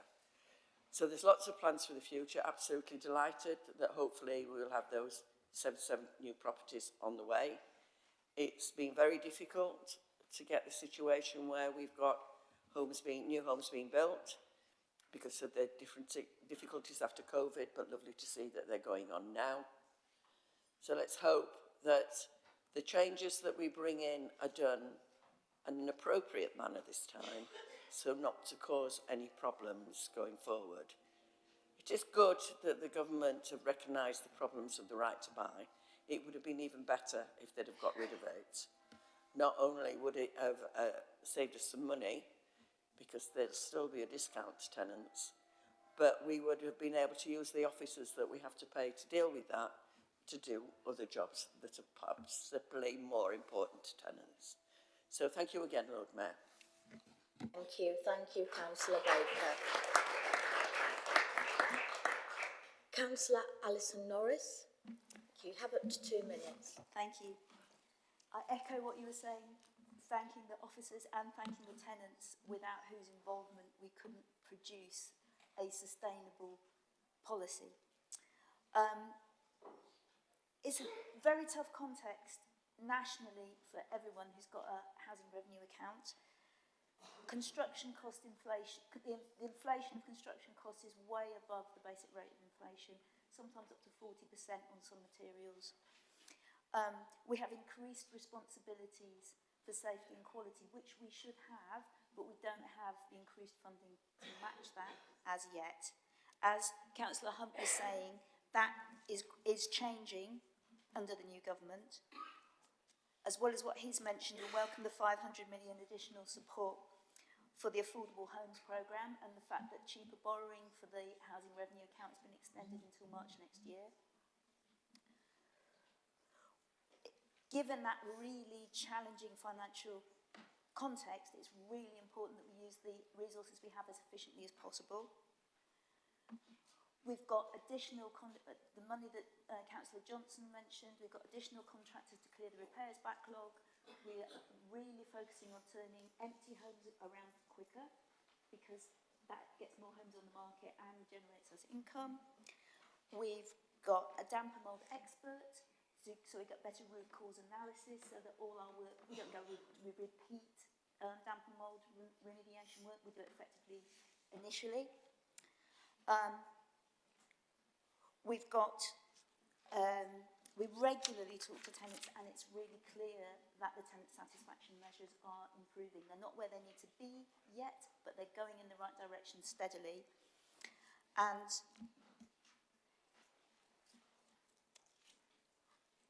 we're making sure, I feel with confidence, that we're making the best use of the resource that we have. So I recommend that you support this as a viable way to meet our commitments in the coming year and in the next 5 years. Thank you, Councillor Norris. Councillor Rice, you have up to 2 minutes. Thank you. Thank you, Lord Mayor, and thank you for the Finance and Housing teams for putting the business plan together and for the members of the Housing Committee for advising them and guiding them on that. It's a bit strange, I'm not a member of the Housing Committee, so why am I standing up here to speak? I was struggling to fall asleep a few days ago, so I decided to read the Housing Revenue Account Business Plan 2025 to 2026, and unfortunately, due to the quality of the work that they had done, it had the wrong effect, and I was actually spent most of the night thinking about what it contained. I noticed a small numerical contribution that the old person's independent living schemes within our city makes in terms of numbers of properties, but they shouldn't be ignored for the value it brings to the social housing in the city, value that we should all sit up and take notice of within our own wards. I wouldn't have thought about it had it not been for the residents and staff of Eva Ratcliffe House in Ecclesfield, brilliant sheltered housing area that I first got engaged with at their 50th anniversary event. Since that point, I've been involved in Olympic events, a charity race night, and a Christmas party, with each one bringing out more residents out their flats to engage socially with each other. We're experiencing an epidemic in loneliness amongst our older population, and as you've probably seen from council budgets, this adds to the ballooning spend that we've got on the adult health and social care area. One thing that is increasingly apparent is social prescribing, ways that we can get people together to kind of prevent ill health. I'd like to raise a Young at Heart programme, which aims to prevent healthcare decline in these areas. And these OPOs, don't call them care homes, I learned that the hard way, are the perfect stopgap between living in one's own home and social care settings. With engaged and enthusiastic staff who have residents at their heart, we can take concrete steps to provide health and wellbeing support whilst allowing residents to remain independent. So I commend the work of the HRA business plan for the next year, but I ask for greater consideration in how the OPO service can be supported further. Thank you. Thank you. Thank you, Councillor Rice. Councillor Mike Chaplin. Thank you, Lord Mayor. And like all the speakers so far, I also welcome this budget and the hard work that officers have put into getting this budget together. It is a ring-fence budget, so we have to work within the resources primarily from what the residents, or rather the tenants of our council homes bring to it. But I do particularly welcome the £3 million investment in the repairs backlog. This has been sadly festering for a number of years, and it wasn't helped by COVID, which allowed the waiting time to get longer. But the efforts this last year and the year before from officers in getting the repairs backlog down and continuing to do so with this budget is particularly welcome. There are, of course, other priorities: tackling damp and mould, reducing the length of time vacated homes remain empty, and so the priority going into bringing those homes back into use, which means that we can then let them to more people who desperately need housing. Improvements to housing standards, improvements to the tenant services, and improvements to fire safety. Grenfell of disaster, of course, was a key driver on that.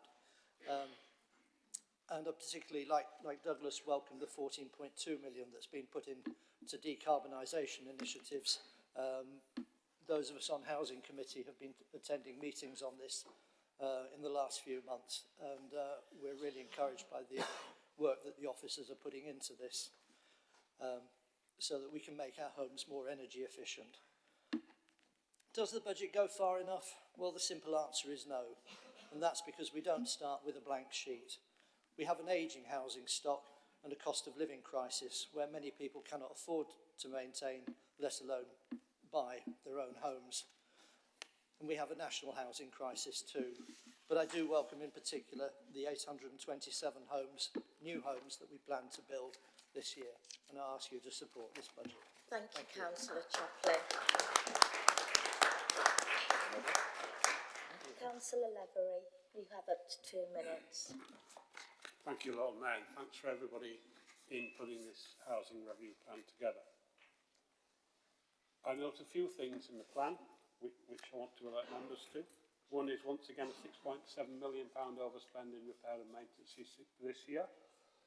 So, and that's consistent with what's been happening for the last 3 years. Overspend and then covering it with additional spend in this area. Also, that we've actually introduced a revenue reserve to cover off these sorts of overspends to guarantee that the contribution to the capital programme is met and is consistent. However, when we look at the capital account, 2 or 3 things stand out. First of all, this year the budget was underspent by 27%. And yet we're going into next year with a 74% increase in funding, which is actually 2.5 times what's actually been delivered this year. So there's got to be in place a programme that's up and running and will hit the ground running to ensure this target of 130.5 million will be met.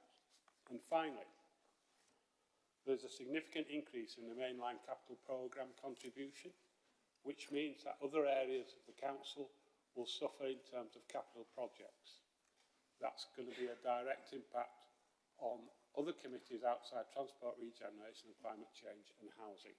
So be warned that we are risking some areas of having capital projects not being approved because the money isn't there. Thank you, Robert. Thank you very much. The next speaker I have is Councillor Laura McLean. Councillor McLean, up to 2 minutes. Thank you. Thank you, Lord Mayor. When I'm on the Langsett estate in Walkley Ward, I often speak with a council tenant who has lived on that estate since it was built, raised their family there, and now retired, continues to live in that same house. Every time I speak with them, they tell me their story. Their home is more than just bricks and mortar, but a place where they have built their life, lived in community, somewhere they feel safe, and somewhere that they are proud of. The last government, for 14 years, did not invest in our public housing, leading to a decline in the quality and a drastic worsening of living standards. Against a backdrop of financial pressures, the council has been working hard to improve services for our tenants. We know there is much work to be done in Sheffield. We hear the concerns of residents and their priorities, such as an improvement in our housing repair service, damp and mould, and these are at the centre of the housing strategy and housing revenue account budget. Our Labour government recognises these priorities too, and is committed to tackling the housing crisis, building homes and improving our housing standards. Our strategy here in Sheffield demonstrates Labour values in action. Along with members across this chamber, today I'm really pleased to be supporting next year's housing revenue account budget and seeing the work continue to make sure our council housing stock is fit for purpose and that people across our city can live in homes that they are proud of. Thank you.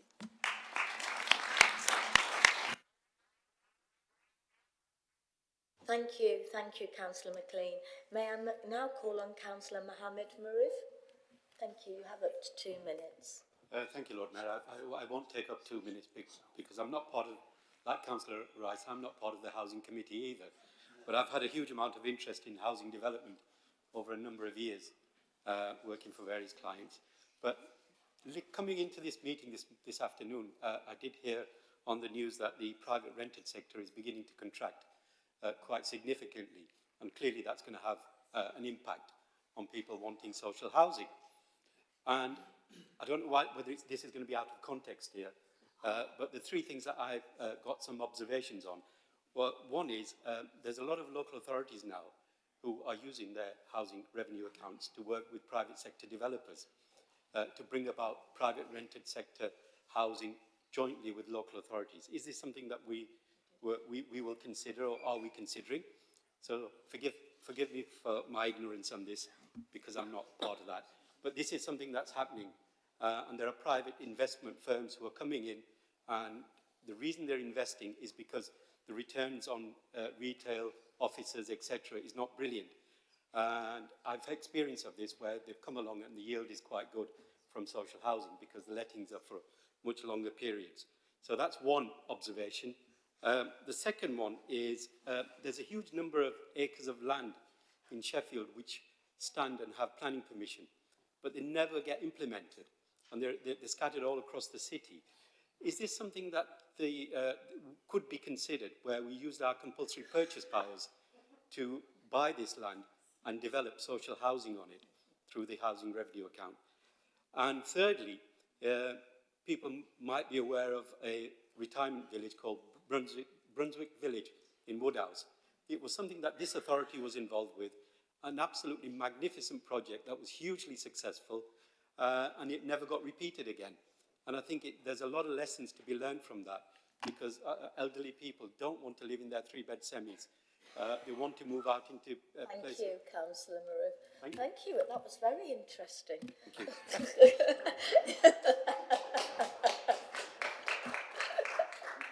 Thank you. Thank you for making me smile. Thank you. Councillor Gareth Slater, you have up to 2 minutes, Gareth. Thank you. So I'd like to speak in support of the new Counselling Revenue Fund. Again, I won't be 2 minutes, don't worry. I speak to many residents concerned about repairs to their homes, and I'm glad to see the £3 million investment to clear repair backlogs within the year. Prioritisation of damp and mould cases is one I wholeheartedly agree with, as well as consulting expert advice to resolve persistent cases in a reduced number of visits. Increased high-rise inspections to support the new fire safety regulations will ensure that people are safer in their own homes. And finally, the new 5-year standard and the retention of 100% of right-to-buy funds will improve the long-term stability of council housing in Sheffield, ensuring all those who want it can get the accommodation they deserve. Thank you. Thank you, Councillor Slater. Councillor Woodcraft. You have up to 2 minutes. Chair. And you will be our last speaker in the debate. Yes, sorry, Councillor Thornton. Thank you, Chair. Thank you very much. So I'm not a member of Housing Committee either, but I would like to thank them for all the work that they do, and the staff of Housing, which is not an easy job. Now, this is something possibly for another year, but this is something that's commonly raised by tenants, and that is that of problem tenants. These are people who've perhaps got mental illness or addiction problems, and you know, put one of these people in a block of 9, and you've effectively got 8 households which are effectively homeless. They're looking for somewhere else to go. They're not happy in where they are. So my plea is, can something be considered sort of more long term for another year to deal with these? I know this isn't difficult. This is a difficult problem. There's no easy solutions, but it would make life a lot more pleasant for many of the tenants that I'm aware of on our Westminster estates, and I'm sure elsewhere. Thank you. Thank you, Councillor Woodcraft. I'm now going to offer a right to reply to the mover of the motion, Councillor Douglas Johnson. You have up to 2 minutes, Councillor Johnson. Thank you. Thank you for everyone, because we have got quite a measure of cross-party agreement here. Councillor McLean, you put it well when you talked about tenants in your ward who are proud of the homes that they have homes that they're proud to be in, and I think we should be proud of that. Reflecting back to the last point, Councillor Woodcliff made a good point about the real difficulties around antisocial behaviour, what some people would call problem tenants, what other people would call, well, other tenants or neighbours or whatever. The point is that, and there's a serious point that he makes here, that this is a difficult situation that many of our tenants face, and also that our staff face. That they are not easy to fix. Repairs is also not easy to fix, but I think there's a wide measure of support for the extra money that's going into repairs. I'm going to challenge Councillor Levery for getting the facts slightly wrong here, because it's right to draw attention to the fact that this council is putting more money into repairs, but not that it has an impact on the other rest of the council. It talks about the impact on transport services, for instance. That's a mistake of understanding, because, of course, the housing revenue account is ring-fenced, and this is a really important point. It's the principle that basically it's tenants that are paying for all this. It's not being subsidised by other council taxpayers or ratepayers, and nor do tenants subsidise other activities of the council. So that is the significance of that. And going back to earlier points, we talked about the impact on older people. Councillor Rees mentioned well, there are the number of older people in our accommodation. We do have a housing strategy that the committee's worked on, put in place with officers. As of today, there's a fresh consultation on an older person's housing strategy. Very welcome, as many of us in the city are getting older. Well, in fact, everyone is getting older. So everyone's going to need housing at some point. Really important point to bring in there. And then finally, going back to the right to buy, we talked about the new building that's going on. That has been held back over many years by how easy it is for people to buy homes and then they quickly become lets for private landlords. It's welcome that the government stepped in to restrain that to some extent. Thank you, Councillor But I Johnson. agree, of course, with Councillor Baker. It'll be far better if the government would abolish Thank you, that. Councillor Johnson. Thank you. Thank you. Thank you. Yeah, I'll give it a chance. I'm now going to move to the vote on the motion, which will be conducted using the electronic voting system unless we have unanimous support for the motion. Okay? Lovely. Is the motion agreed? I will take silence as affirmation of this meeting. If any member wishes to dissent, please raise your hand. Okay. The motion is carried. Thank you very much. Item number 8 is notice of motion regarding supporting community ownership and regeneration in Sheffield. There is a maximum time limit of 25 minutes for this item. May I call on Councillor Minesh Parekh to move the motion. You may speak for up to 3 minutes. Thank you. Thank you, Lord Mayor. In this chamber, we all strongly believe in devolving power to local communities. We're all proud of the success stories of our Economic Recovery Fund, which has directly involved local people and businesses in placemaking, letting communities lead the revival of our high streets. We've done a lot of work on this as a council, looking at how we can devolve decision-making downwards and let local people lead. As with everything, there's much more to be done, but we're making a good start. Thankfully, with new legislation and the devolution white paper, our Labour and cooperative government is making that far more achievable. Community right to buy means a genuine shift of power, agency and control to local people, letting them shape the places they live in.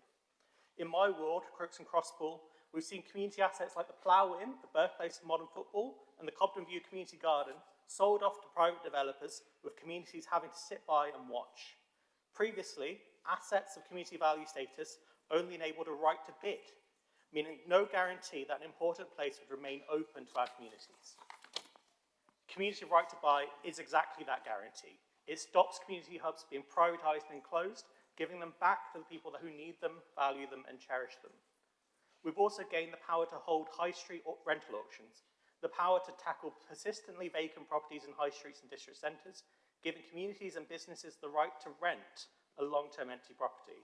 I think of important community hubs like Union Street in the city centre or Ribblin Co in Hillsborough, which opened up those buildings after years sat empty and are now thriving community anchors.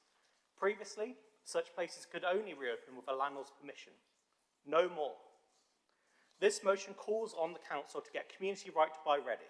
The government has strengthened the powers available to us, and we need to put in place the processes to make the best use of them. We've seen 14 years of austerity and a stagnant economy. The only way we can end that is through an irreversible shift of wealth and power down to the local people, putting communities in the driving seat of our economic renewal. I'll ask you to vote for the motion. Thank you, thank you. May I call on Councillor Laura Monaghan to second the motion? You may speak for up to 2 minutes. Thank you. Thank you, Lord Mayor. England is one of the most centralised, developed countries, and many decisions affecting too many people are made by too few. In spite of all the previous government's promise of levelling up, we have more regional inequality than other development countries. That's why this Labour government has committed to a completely new way of governing by devolution to local leaders and mayors. The English Devolution Bill will empower communities to shape the future of their local areas, and this includes securing viable, sustainable community assets which can contribute to neighbourhood renewal.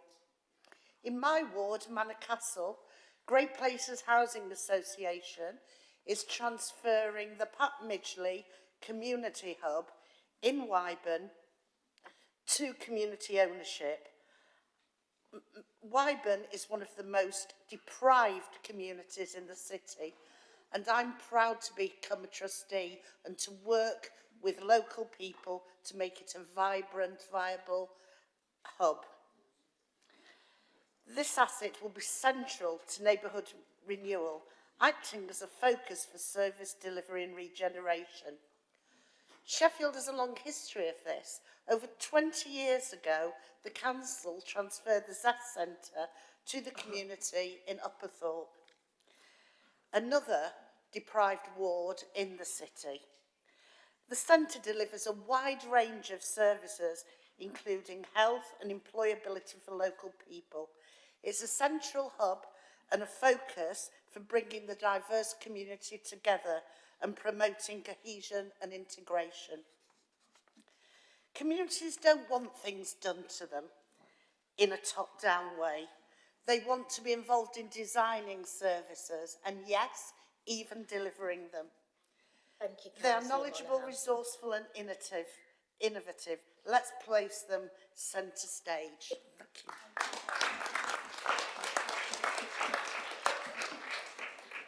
There are 2 proposed amendments, and these are numbers 1 and 2 on the list of amendments circulated at the meeting. May I call on Councillor Mohammed Maroof to move amendment number 1. You may speak for up to 2 minutes. Thank you. Thank you, Lord Mayor. In proposing our amendment, firstly, I'd like to thank the thousands of community workers across Sheffield communities, people who run these community centres, come forward with community projects and devise community projects. There's thousands of them across this city, and I think we owe them a huge thank you. They were very important during the COVID period. I'm quite a veteran of this community buildings and community initiatives, and I've seen quite a number of them coming forward as an officer, and now I'm seeing a new one coming forward. I think some of the Labour colleagues might well remember a minister called Ruth Kelly that came forward with a scheme that said we will transfer community assets at £1. And then that was followed up by another review that was called the Kirk Review. Again, something that was talking about transferring community assets to the community. So this has been talked about quite a number of times before. The difficulty for me is, having practiced in this area as well, is the fact that the initiatives are absolutely fantastic and we all agree them, and we'll be agreeing them here today as well with this motion. But the difficulty arises when these people come forward and say they want to do something with a building. And may I use Burley Spa as one example? That's just one example, where the community were ready to go. This was a council-owned building, and they had all the initiative to go forward with it, and yet they came up with a hurdle after hurdle after hurdle. And this gets repeated time and time again. If you move on to the private sector, yes, again, people did have the opportunity to bid for these, and they had 6 months to do it in. But they were so skilled within the private sector to make sure that it never actually got delivered. So what I'm actually saying is, let local people make decisions. Number two, back it up with finance and some teeth in this legislation. Because if you don't have any teeth and you don't have any finances, we'll have a wonderful motion here that's supported, and yet will not deliver anything again. Thank you, Lord Mayor. Thank you. May I call on Councillor Barbara Masters to second the amendment? Thank you, Lord Mayor. I welcome this motion, but regret it doesn't go far enough to allow communities to protect the assets they value. Recently, the Highcliffe Club in my ward, run as a private members' facility, was closed. It was a pub, music venue, meeting place and a green space. It was once a thriving community hub and could have been again, but the members voted to sell instead. Residents nominated it for inclusion on the Assets of Community Value Register, but were unsuccessful, and the site has since been sold to a developer. This is the fate of many spaces valued by communities, but which they can't save because the bar is set too high.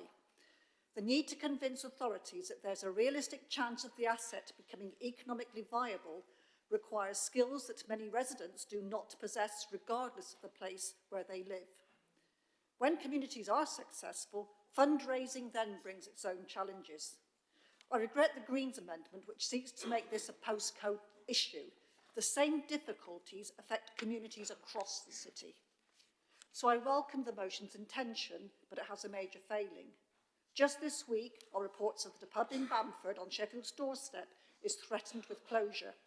It's been run by the community since 2013 and registered as an asset of community value, but the huge increase in utility bills and the forthcoming hike in national insurance and increase in the minimum wage means it may be forced to close. This is not an isolated case. Volunteers who take these on don't run them for profit and rarely have the amount of spare time needed or access to the expertise required to keep abreast of legislation or build up reserves to see them through a crisis. That's why we've added our amendment to the motion, because those who have purchased the asset for the benefit of their community also need support in place beyond its acquisition to ensure its long-term sustainability. Thank you, Lord Mayor. Thank you, Councillor Masters. May I call on Councillor Brian Holmshaw to move amendment number 2. You may speak for up to 2 minutes. Thank you. Right. Thank you, Lord Mayor. It's fascinating that Labour refer to Labour decentralisation, given the scale and number of the local elections that have just been cancelled today. Fascinating. The Green Party strongly supports community groups being able to take ownership of assets which are at risk of being lost to the community, and to help essential renovations be sustainable for the long-term benefit of that community. We need to strengthen community ownership across the UK and to strengthen the social infrastructure that helps communities to thrive. However, I think you knew there was a however coming. There is currently no access to community funds for community organisations. It's gone. It was removed, just like that, to be replaced at some undetermined later date. And it highlights how the Labour government is taking knee-jerk reactions that damage the fabric of our communities. They only restrict communities in Sheffield from able to take forward plans to take on buildings and make them economically viable. So there was no reason to get rid of the Community Ownership Fund set up in 2021. Its purpose, up to 2024 that is, was for organisations to be able to apply for funding to take ownership of assets at risk of loss in their communities, and incorporated voluntary and community organisations, which I'm sure we all support, at parish, town and community council level could apply for capital funding of up to £2 million for assets, although most awards were actually £250,000 and under. The fund was closed with £15 million still in the pot. something that community businesses, including those in Sheffield, could have made use of to secure their projects. But it's gone now, and we're unlikely to get anything more on what's replacing it until the spending review in the early summer. That's when budgets for government departments are set for the next few years. Please support the Green Amendment. Thank you, Councillor Holmeshaw. May I call on Councillor Turpin to second the amendment? You have up to 2 minutes. Thank you. Thanks. The community asset transfer pilot in the South Lac is going well so far, with good collaboration and co-production of this policy by various community groups and organisers. But the proof of the policy will be in the transfer of a building, which we are learning by doing as part of the pilot in my ward of Bleepers Valley. Notably, it will be a transfer of lease, not a sale, which I feel is much more suitable for transferring assets to the community. Funding is key, not just to buy or keep up the buildings, but also the cost of expert advice and completing the applications.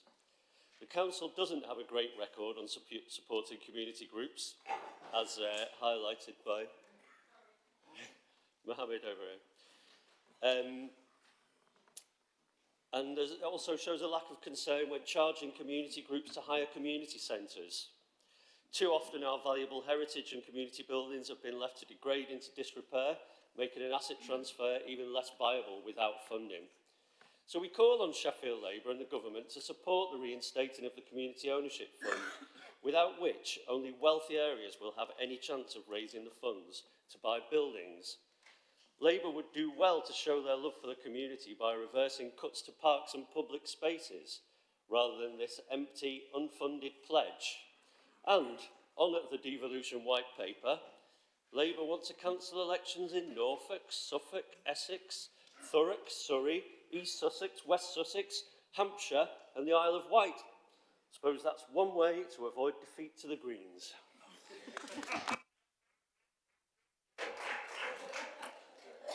We now move to the debate on the matter. I have a number of speakers. My first speaker I have is Councillor Mark Rustling. You have up to 2 minutes. Thank you, Lord Mayor. It's 1979. Steelworker Lee lives in Shire Green. He's annoyed. Things are changing fast. At work, he mouths off and he blames immigrants. His union shop steward tells him to pipe down. He goes for a drink after work. The landlord tells him to pipe down, or words to that effect. He's still angry, but he is surrounded by his community. It's 2025. Lee's son Darren works for Amazon, and Amazon's boss, Jeff Bezos, doesn't allow trade unions. He still lives in Shire Green, but where there used to be tens of pubs in Shire Green, now there are none. Darren's angry, but where Lee had community, Darren only has Facebook. And Facebook tells him to pipe up, not pipe down. So Darren does pipe up. He blames immigrants, and whereas the pub said no, Facebook says yes. Which is why far-right parties getting an extra 5% of votes for every pub that closes in a community. So this motion and the work of the Co-op Party, the third biggest party in this council chamber, are so vital in today's fractured world. Because on one level, it's about buildings, pubs, clubs, community halls, parts of our heritage like the Shire Green Club, home of the Full Monty, that today stands boarded up. It's not about the wealthy areas, but really it's about the community fighting back, creating spaces for us. Because whatever the benefits of neoliberalism, the price has been paid by communities like Shire Green. And this motion isn't about the chattering classes, it's about the chatting classes. Because when we stop chatting, that's when the trouble starts. So I hope everybody will vote for this motion today. Thank you. Councillor Ayres, you have up to 2 minutes. Thank you, Lord Mayor. Thank you. I think Council could have a separate debate on the devolution white paper another time, but its 4-page paragraph section on communities is very vague on detail. We support the concept of a community right to buy, but closing the Community Ownership Fund raises questions on the seriousness of the Labour government's intentions on making it work without the necessary core funding from central government, as some of the think tanks have called for to ease the burden on local authorities. There's a missed opportunity for amending the Social Value Act so that service commissioners can have to take into account, rather than just have regard to, social value in procurement decisions. It makes no mention of the compact between government and the voluntary sector, which needs updating and renewing. Our amendment isn't specific about the ongoing pilot in the Southland, as its work is still ongoing. Gathering evidence, have you say citywide engagement, exploring what necessary practical steps to support organisations are possible, such as capacity building and practical training and financial fundraising skills, particularly for those smaller third sector organisations taking on a community asset to ensure they're sustainable in the long term. But I'm confident what it will demonstrate is the important potential role local area committees in general can play in working with and on behalf of local voluntary community and faith bodies and anchor organisations in a cohesive way as a vehicle to influence decision making from the grassroots up and supporting community groups to take control of assets of community value, with the starting point that part of the value is not just the financial value the building or the land provides, but the social value the asset provides to the local community. The devil is in the detail with the community right to buy in the devolution white paper, but making it work requires the necessary core funding from central government. Thank you, Councillor Ayres. Councillor Hoof, you have up to 2 minutes. You did indicate, didn't you? Yeah, thank you. Thank you. Sheffield's history is one of resilience and ingenuity, and it is in this spirit that we must focus on revitalising our communities. The Red Army to my left say they support Downing Street's recognition of the importance of community ownership and local assets. However, if they truly recognise the value of community assets, then they would restore funding to local authorities so that more parks, community buildings and other assets are protected and properly funded. Maybe they could use their secretive back channels to address this. Nevertheless, community ownership and regeneration is important, and we have already seen the positive impact of this. Take the Healy Development Trust, for example.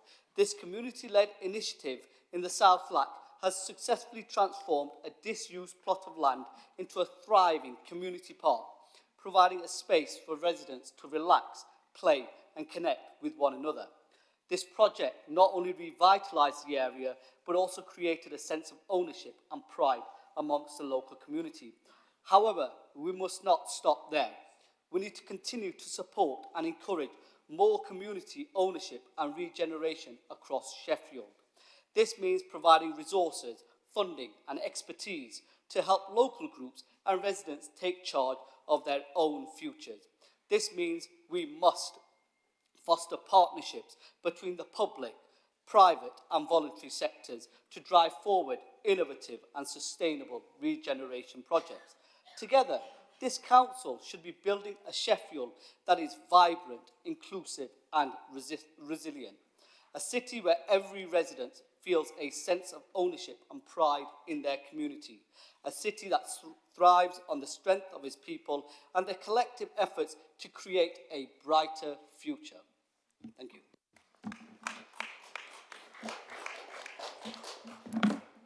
Would I call on Councillor Alison Norris? You have up to 2 minutes, Councillor Norris. I welcome this legislation and I welcome the legislation and I really support the efforts through this motion to make sure that we use it well in Sheffield. I'm particularly keen to see what we can do to help community groups to take full advantage of the high street rental auctions. My ward, Woodhouse and Handsworth, particularly Woodhouse Village, is blighted by the number of privately owned buildings that have been empty and are therefore deteriorating for more than 10 years.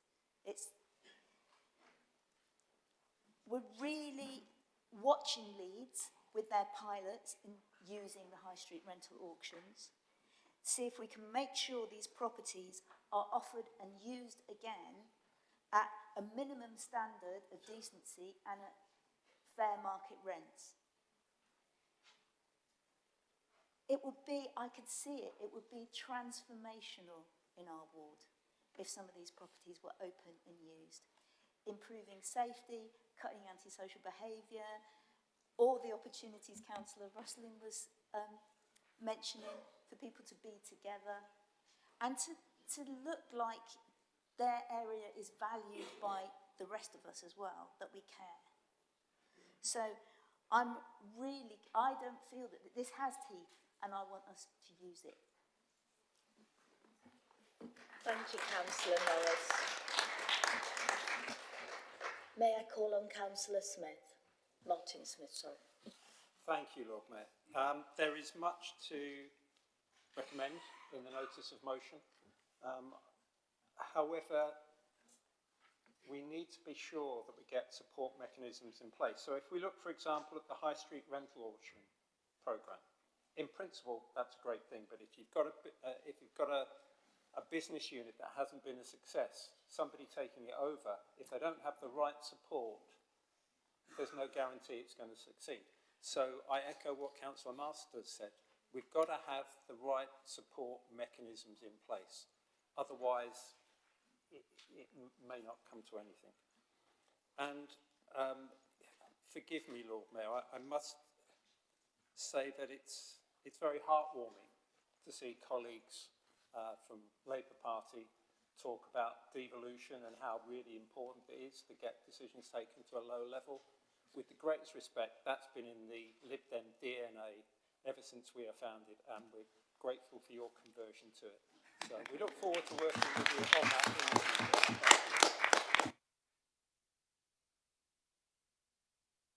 Thank you, Councillor Smith. That shocked me. The green light was still on. I was waiting for another punchline. Right. Councillor, thank you very much. Councillor Nabila Moran.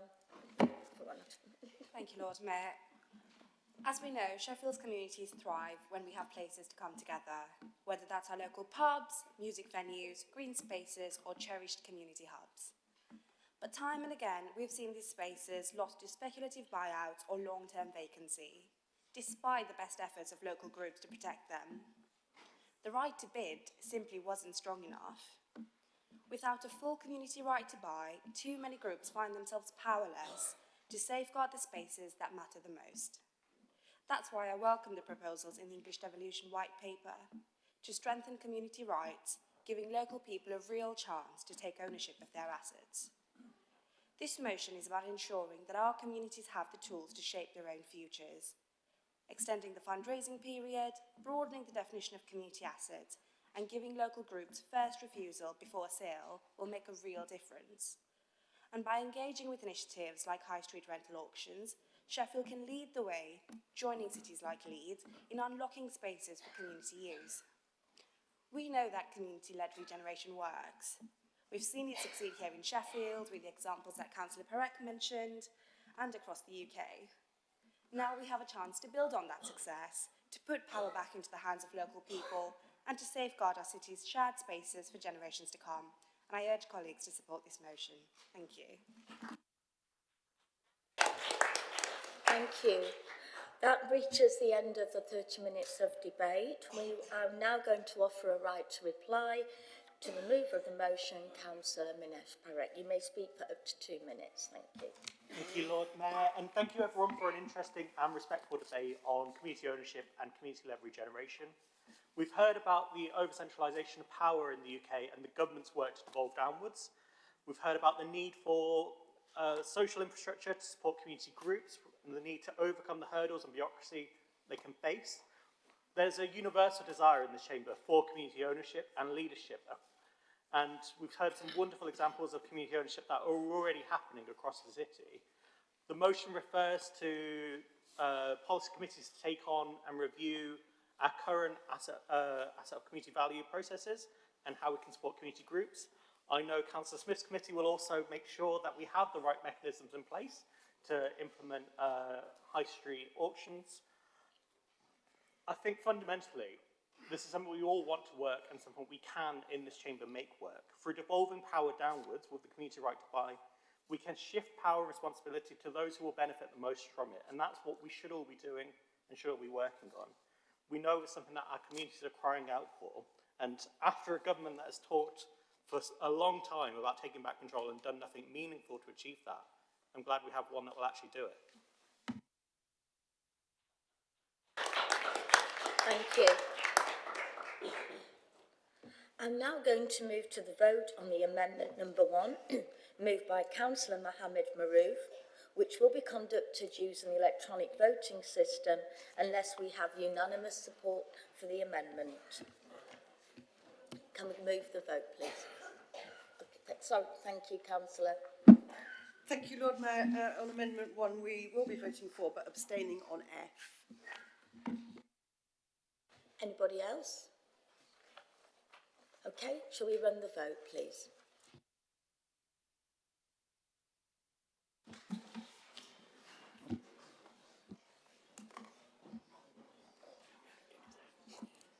Not have to do anything.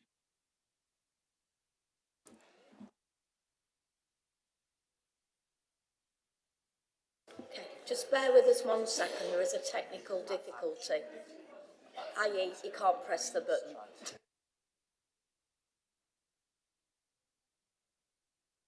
Oh, good.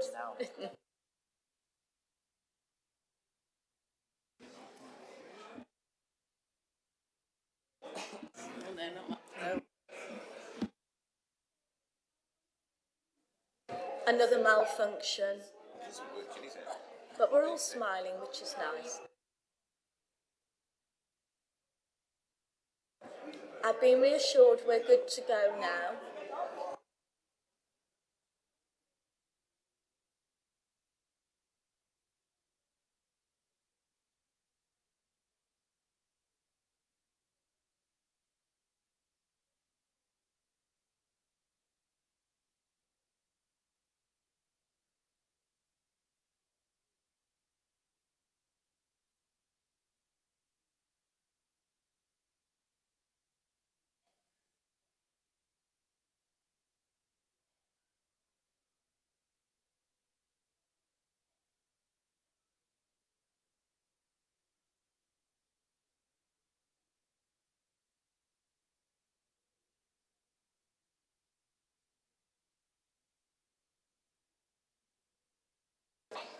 There are 3 more votes needed.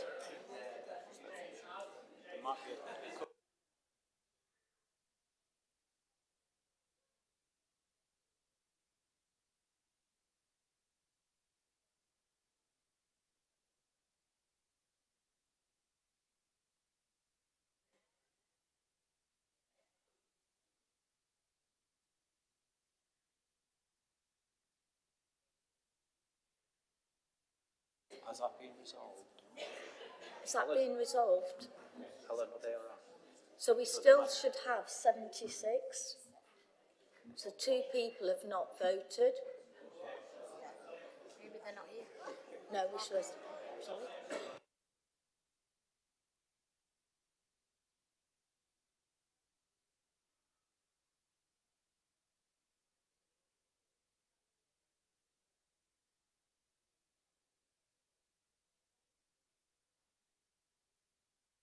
Okay, that's fine.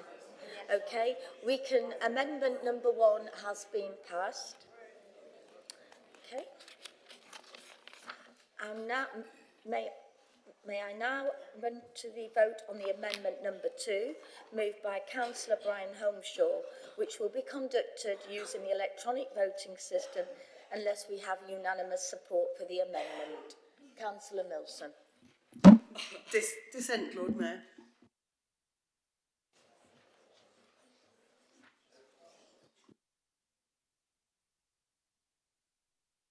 Joe? Thank you, Lord Mayor. In voting for, we are against parts 2 and 3 and abstaining on 4. So we'll go and run the vote, please.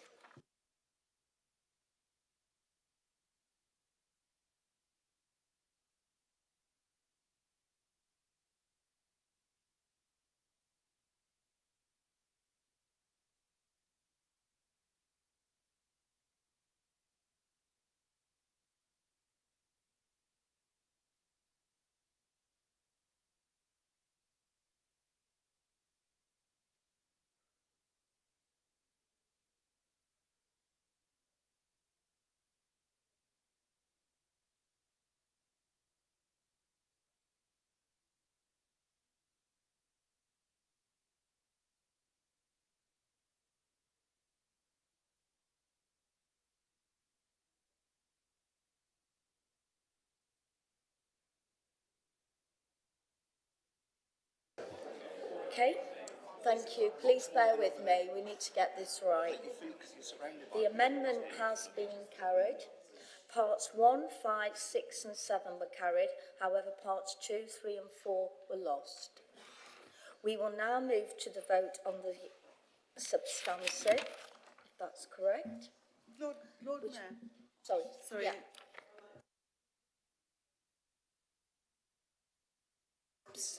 Absolutely. We did have a discussion on this at the whips. So go ahead.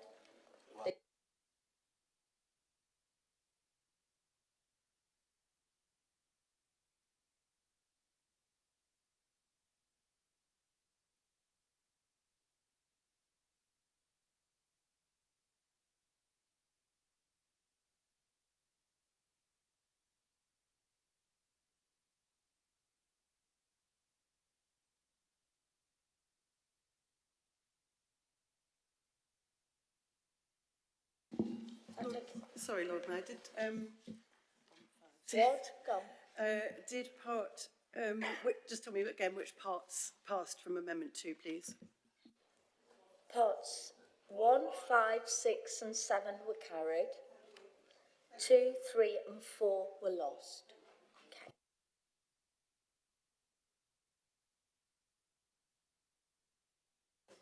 Are we ready to move to the vote on the substantive? If we could move to the vote on the substantive. Do we have electronic? No. Shall we run the vote on the substantive, please? Okay. Lord Mayor, voting in parts. Okay. So in voting for, we are voting against the original C and D. C and D. Joe? Okay. Community councillors, no. We'll now run the vote.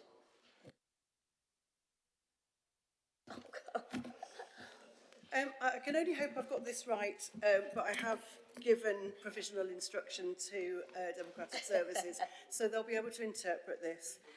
So I think we're voting for the substantive, as you'd expect, but we're abstaining on the new part F, which was possibly added by Amendment 1.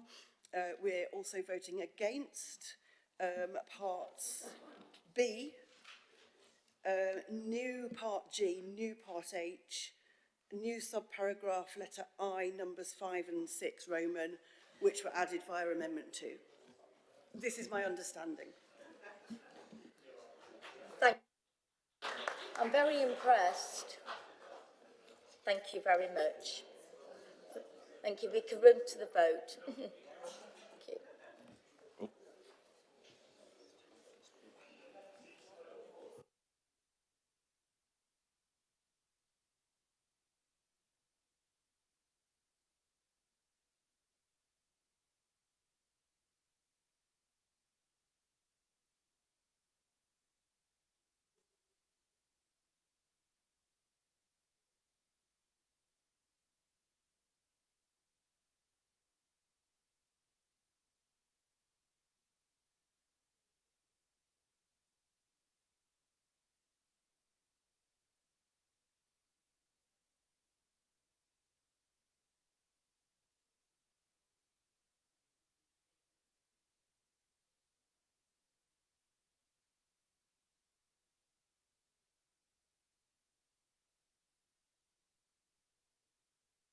Thank you. One person, please.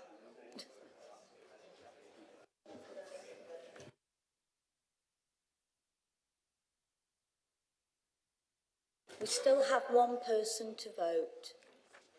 Could you just check?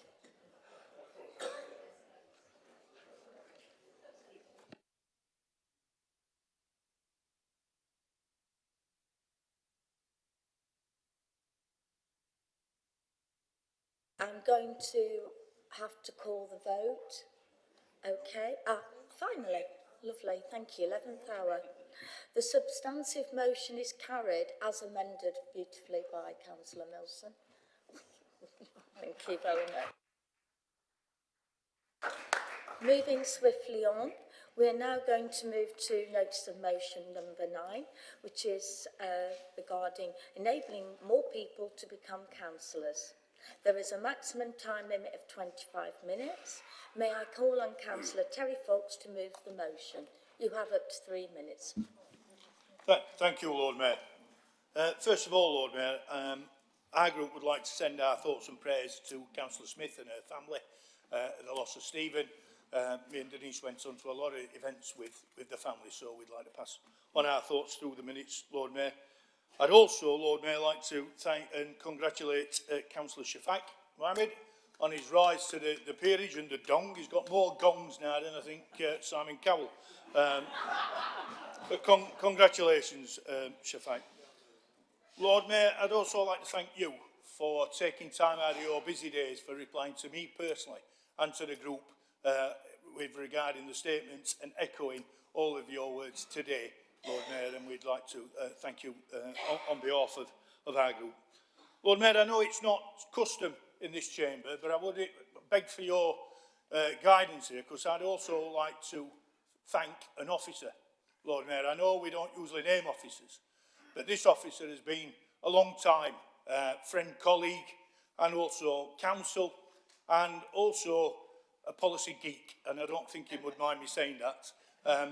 It's James's last meeting and his last time with the council, and we would like to wish you well, James, in going forward, and thank you for all those times you've got me out of more scrapes than I could care to mention.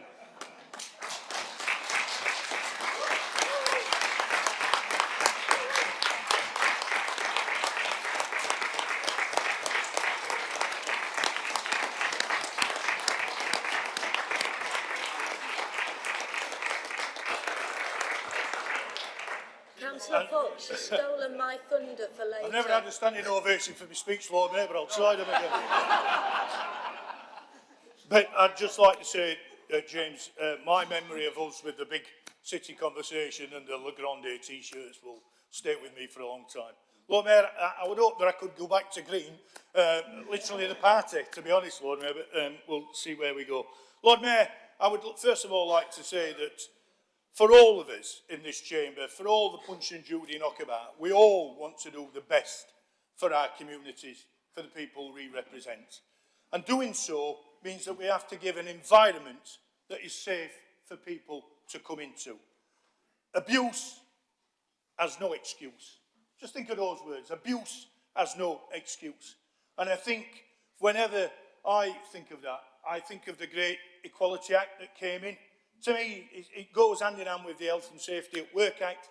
It should be a safe environment where we can disagree, sometimes really disagree, but it should never get beyond that, Lord Mayor. But for people from all communities, equality, diversity, for people to want to become a councillor, we have to make it suitable for them to come and be here. Lord Mayor, when Pickles took our pension away in 2014, that did more, I believe, to stop young mums, young women coming forward to put themselves away. Lord Mayor, trying to get time off for public duties with employers now has never been harder in this society. To get time off to come and stand up is so proud and honouring and humbling to be able to stand here on behalf of your community, to speak to people who those individuals will never ever get a chance to talk to hold people to account, to scrutinise them. And for what, Lord Mayor?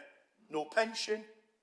We've got very little opportunity to talk, to put our demands forward. And how many people do we know who've been councillors, who have hit ill health, trying to get something out of an authority? This authority has been like trying to get blood out of a stone, Lord Mayor. And I understand from Councillor employees... Fox, I'm going to let you come back later, because I've given you an extra minute because of the applause for James. But thank you, Lord Mayor. You've got a right to reply, so you can finish off then. May I call on Councillor Julie Grocott to second the motion? You have up to 2 minutes. Thank you, Lord Mayor, and I just echo the comments that Terry made at the very long introduction of his presentation on this motion. As I look around the council chamber this afternoon, I can see an awful lot of people who have reduced their hours at work or have packed in work all together so that they can be the best councillor that they can possibly be, because they enjoy spending their time representing their community, being a community champion and trying to make the life of the people of this city as good and as best as it possibly can be. And actually, what they are doing in doing that is a disservice to themselves and their families. This motion came about because, yes, Terry's right, you know, Pickles pinched our pension and he shouldn't have done that. It was absolutely wrong. It was one of the few things that we had that we could look forward to and be assured would give us some security in what is a very precarious occupation. So it's something that really we feel very strongly should be secured so that members have got the opportunity to come forward, to represent their constituents, to be the community champions, and not having to make the difficult decision, can I afford to cut down my hours, because I'm not only losing salary, I'm losing pay, so can I be bothered at all to decide to become a councillor? And then people will be turned off. So this is one small thing. We're not asking for anything new. It's something that we have had historically, and we think it's a right that we would like the government to return. So please, Lord Mayor, I ask that people support this motion. Thank you. Thank you, Councillor Brocock. There are 3 proposed amendments, and these are numbers 3, 4 and 5 on the list of amendments circulated at the meeting. May I call on Councillor Ibitola to speak to move amendment number 3? Up to 2 minutes, Councillor Ola. Thank you, Lord Mayor. I'd like to thank Councillor Terry Fox and Councillor Julie Brokaw for bringing forward this motion, which I welcome. While a lot of work has gone into making our local democracy more representative of the communities we represent, I believe more work is still needed to enable more people into politics and becoming councillors. Lord Mayor, according to the Local Government Association Census 2022, councillors were predominantly retired. 61% had a degree or equivalent higher qualifications. 59% were male and 92% identified as white. Stats like this does not always reflect the diversity of our communities. More people from different backgrounds should have the opportunity and indeed the privilege to represent their communities.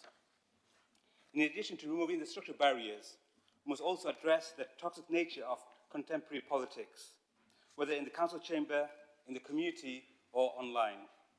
That's why I welcome the Deputy Prime Minister's announcement that the government is reviewing the Council Standards and Conduct Framework.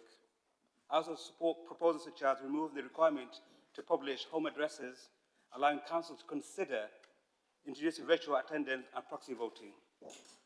Changes like these and those mentioned in this motion will make it easier for people from all backgrounds, particularly those with caring responsibilities, illnesses and disabilities, to come forward and become councillors and enrich our democracy. Thank you very much.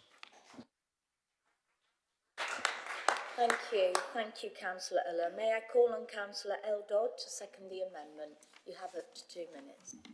Thank you, Lord Mayor. In the short time that I've been a councillor in this chamber, one of the things that's really struck me is the great way that we're able to draw on our lived experiences, whether it's as an engineer or a teacher, whether it's the family experiences of mental health that we're bringing, or our hobbies in wild swimming. It enriches our debate and it strengthens our decision-making. But inevitably, we're all somewhat limited in the experiences we've had, and no matter how widely we consult, we're often biased towards the things that are familiar or comfortable to us. And in this chamber, our collective experiences are more white, more male, and much older than Sheffield as a whole. And as Councillor Johnson remarked, we're only getting older still. On Monday, Elect Her and the Muslim Women's Network published a report on women from racially minoritised communities in local politics, and I highly recommend it to the Chamber. It showed that in addition to the financial precarity of a role without a pension, as is rightly highlighted in the original motion, the hostile masculine political culture is a particular barrier to people from these communities. And I know that sadly that's not something that we've always been immune from in Sheffield. So I welcome the steps taken by this government to make it safer and more inclusive for people to run to be a councillor. And I commend this amendment, which particularly focuses on the importance of making this a safe place for debate, not hate. Thank you.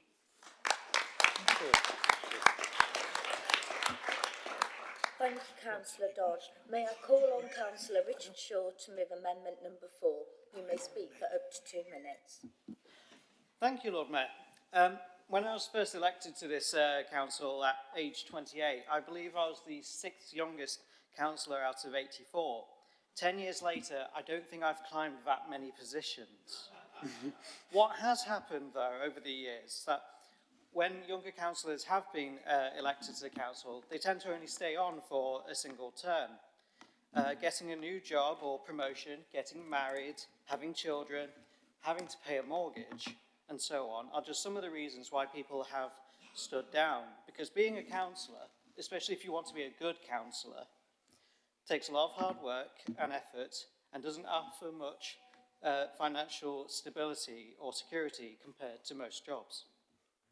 Lord Mayor, as well as my council duties, I have a full-time job. I have caring responsibilities too.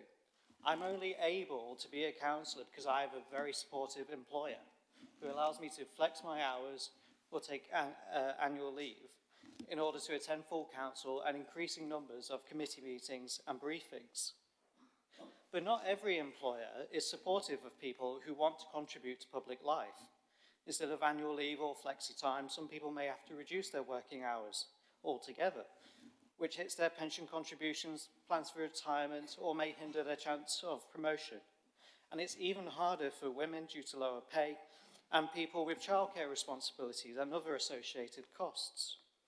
We support the calls for councillors to once again be allowed to pay into the local government pension scheme. We also want the rights of employees to request reasonable time off for public duties reviewed and strengthened so that anyone wanting to become a councillor can be confident that their current or future employers will indeed be reasonable. I urge councillors to support our amendment and the motion. Thank you, Lord Mayor. Thank you, Councillor Shaw. May I call on Councillor Robert Rice to second the amendment? And he's sat next to him. Yeah, it makes it easy for the camera. Thank you, Lord Mayor, for accepting this amendment. Thank you to the community councillors for bringing this motion.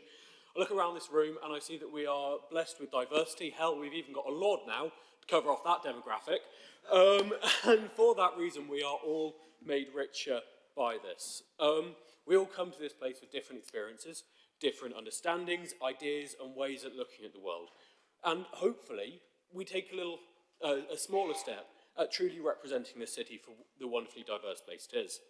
But we need to lower the barriers to entry and raise people up so that they can have their voices heard in this place. I, as a councillor, I'm young, I'm 29 now, and I got elected in 2023. So I've got a few years on Richard here. And I was blessed by it. COVID gave me a little bit of time, and combine that with the unique financial situation that my employers find themselves in, I had a lot of free time on my hands to knock on doors and deliver leaflets. I also had the finances, I had the time on my hands, and the, thankfully, lack of caring responsibilities. It allowed me to do this. But people aren't quite so lucky with employers and personal situations. But we also have all got thicker skin for being here. We as politicians and people in politics, we've become a bit of a fair game for hate. Social media is in our pockets and we can't switch off. But this isn't just online. We all have a level of self-confidence to put ourselves in this place, to go out on doors and into community meetings to represent the people and hear their views. But the hate that we experience in some of those places drives away some people that we absolutely need to hear from, that just lack the confidence to put their head above the parapet. If we're going to be more representative, we need to ask what is stopping people from taking the plunge and putting their name on the ballot. Thank you. Thank you, Councillor Rice. May I call on Councillor Maroof Rahoof to move amendment number 5? You may speak for up to 2 minutes. Thank you. Thank you, Lord Mayor. In an era where representation is paramount, we must ensure that this council reflects the diverse tapestry of our amazing communities in Sheffield. Our collective voices, each with unique perspectives and experiences, deserve to be heard and valued in the decision-making processes. As councillors, we play a vital role in helping shape our local communities. We are the advocates, we are the problem solvers, and we are the champions of progress. Yet, despite this significance, the path to becoming a councillor is often riddled with hurdles that deter many capable individuals from stepping forward. And one of the most substantial challenges is the lack of adequate financial support. Increasing allowances for councillors is not merely a matter of compensation, but a fundamental step towards ensuring that public service is accessible for all, regardless of the colour of the spoon they were born with. By providing fair remuneration, we can attract a more diverse pool of candidates, enriching this council with a broader range of experiences and perspectives. Why shouldn't councillors be given an allowance which matches the living wage? Enabling more people to become councillors is not just about filling these plush red seats. It's about enriching our democracy with voices that represent the true essence of our communities. It is about ensuring that every citizen, regardless of their background, their creed or their colour, has the opportunity to contribute to the betterment of our beautiful city. Let's break down the barriers, ignite the passion for public service and pave the way for a more inclusive and representative make-up of elected members in Sheffield. Thank you. Thank you. May I call on Councillor Paul Turpin to second the amendment? Thanks. It's frustrating when members of this council sensibly agree with the Green position in private before opposing it in public. Hypocrisy and politics can flavour this council, and grand words of respect in motions and amendments are hollow when members suffer no empathy with the humans in other parties. Being a councillor is difficult for people with young families and jobs or small businesses. It's not good for family life, for building a career or for well-being. My allowance doesn't cover the cost of bills and food for my family, never mind clothing, holidays, coats or trips for the kids. I have to work outside the council as well. My work story since being elected has been of 60-hour weeks and one day off a fortnight in order to do justice to my role as a councillor whilst also trying to make ends meet. I wouldn't recommend it. Now consider the role of spokesperson, attending all the same meetings and having the same time commitments as a deputy chair, who will be getting paid over £7,000 for their time, but spokespeople are made to do it for free. I had to give up my role as a spokesperson on the EDS committee due to this unpaid time commitment. One of the greatest achievements of the Labour movement was to get fair pay for elected representatives. Equal pay for equal work is another central tenet, but this doesn't seem to apply here. Another convenient obstacle kept in place for those less able to afford to be a councillor. The pay is prohibitive to people who are not already financially secure, and I call on all members to support our amendment. Thank you, Councillor Turpin. We now move to the debate on the matter. I have quite a few speakers. Councillor Rob Bannister is the first speaker I have. Absolutely, thank you. So, I wanted to take it back a step before we started, I guess. As somebody who's fairly new to this council, my only regret is not doing it sooner. So why didn't I? I've been considering standing for public office since my 20s, but at the time I was working 6 days a week and barely getting by. In my 30s, I couldn't risk financially disabling my young family. It was only when I got into a position where I thought I could take time off work to start this journey. To attract more people from diverse backgrounds, economic exclusion is a problem. Joining a party, as most of us does, costs time and money. Learning and working with your party to seek selection costs time. Once selected, campaigning costs time. You might have the sort of job which allows the sort of thing to happen at evenings and weekends, but increasingly those aren't the jobs we have. We're a council made for mostly older people, later in their chosen careers, and there is an argument about age bringing wisdom, but there's also an argument for youth bringing passion, new ideas and insights. Less affluent areas of our city are the parts most directly affected by the decisions we make here, because with enough money, your choices expand. I was fortunate enough to be elected on my first attempt. I already calculated I could go through 4 or maybe 5 electoral cycles before the financial strain from taking up time off work and the extra expense around campaigning would be too much. And, oh God, sorry, I'm experiencing new tech here as well. Where was I? Sorry. Oh man, this is what happens when you test an autocue out live, isn't it? Should use paper, Should have gone with a piece of recycled. paper. I can, hopefully. Hey, where are you? Financial strain, taking time off work and the extra expense around campaigning became too much. We're potentially losing amazing committed councillors who can't afford to work lower hours to take a chance to serve their city. What we do here is matters, and when voices are lost, mistakes are made. So what's the answer? Apprenticeships? Bursaries? A better understanding of the pressures that people are under when they decide to stand for public office? I'm not sure, but if we can't find a way, we risk losing the next great leaders of our city. And next time that'll work properly. Thank you, Councillor Bannister. If I may call on Willis Marshall. It is Willis's maiden speech, so I will be lenient, everybody. Okay? Thank you. Thank you, Lord Mayor. Before I begin my maiden speech as Budhouse's new councillor and the council's new youngest councillor in the chamber, I'd like to express my deep felt gratitude to the people of Woodhouse for electing me to be one of their councillors. I'd also like to pay tribute to Councillor Paul Wood, who was an excellent councillor who truly did care about the people at an area he represented, and even after illness made it difficult, did everything he could to serve them until he sadly passed away last year. Politics would be better off if more people like Paul were involved.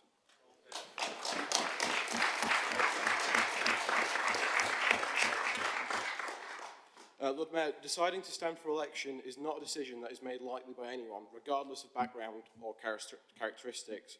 But for those of a background or characteristic which has been marginalised, it is particularly daunting. There's an innate belief that is distilled into you when you are part of one of those backgrounds or characteristics that politics is not for you. I acknowledge that in some ways I actually benefit as a result of my personal characteristics. I'm a straight, white, British man. But in other ways, as a result of my background, I do not. I grew up in a working class household, in a working class area, raised by a family of steelworkers, tradesmen and shop hands, a background I imagine will be common ground in this chamber, but that is not reflective in the wider country. Growing up, if I ever raised an aspiration towards going into politics to my parents, the response was a firm no. That wasn't because my parents didn't think I was smart enough to go into politics, or they didn't want me to fulfil my life goals. It was because to them, they simply did not believe it was possible for me to do so as a result of our being working class. Growing up, they taught me to speak without my native northern accent because they wanted me to do well in life. And they grew up in a time where if you went to a job interview for a job that paid well, and you spoke like you were a working class northerner, you had about as much chance to get that job as you did to see a flying pig. Even now, standing here, I feel the impulse to hide my accent and speak proper. And walking about our beautiful town hall, which for all intents and purposes is now my new rightful workplace, I don't feel as though I should be here as a working class lad from South East Sheffield. I appreciate and welcome the fact that the stigma against being northern or working class is waning in this country, but that several other stigmas still exist amongst other backgrounds and characteristics, whether they be based upon race, faith, age, gender and so on. And being raised in a community where the perceived status quo is that your background determines your outcome, not your own personal merit, does impact your long-term mindset and outcomes. I commend this motion and I hope that all members support it, because if we want democracy to be properly representative of the people who live and work in our country and city, we need to work, and we need to work hard to tear down all the barriers, perceived or elsewise, of entry into politics that are based upon background or personal characteristics and not personal merit. Thank you.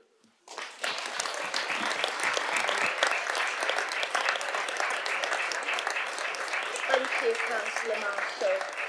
That was really well done, and it's not easy, as well I know. Thank you. I would now like to call on Councillor Denise Fox. You have up to 2 minutes, Councillor Fox. Thank you, Lord Mayor, and congratulations, Councillor Marshall. That was very good, very excellent. Unlike many of you in the chamber, I didn't put myself forward to be a councillor. I really didn't want to be a councillor, to be honest. It was my husband behind me that for that.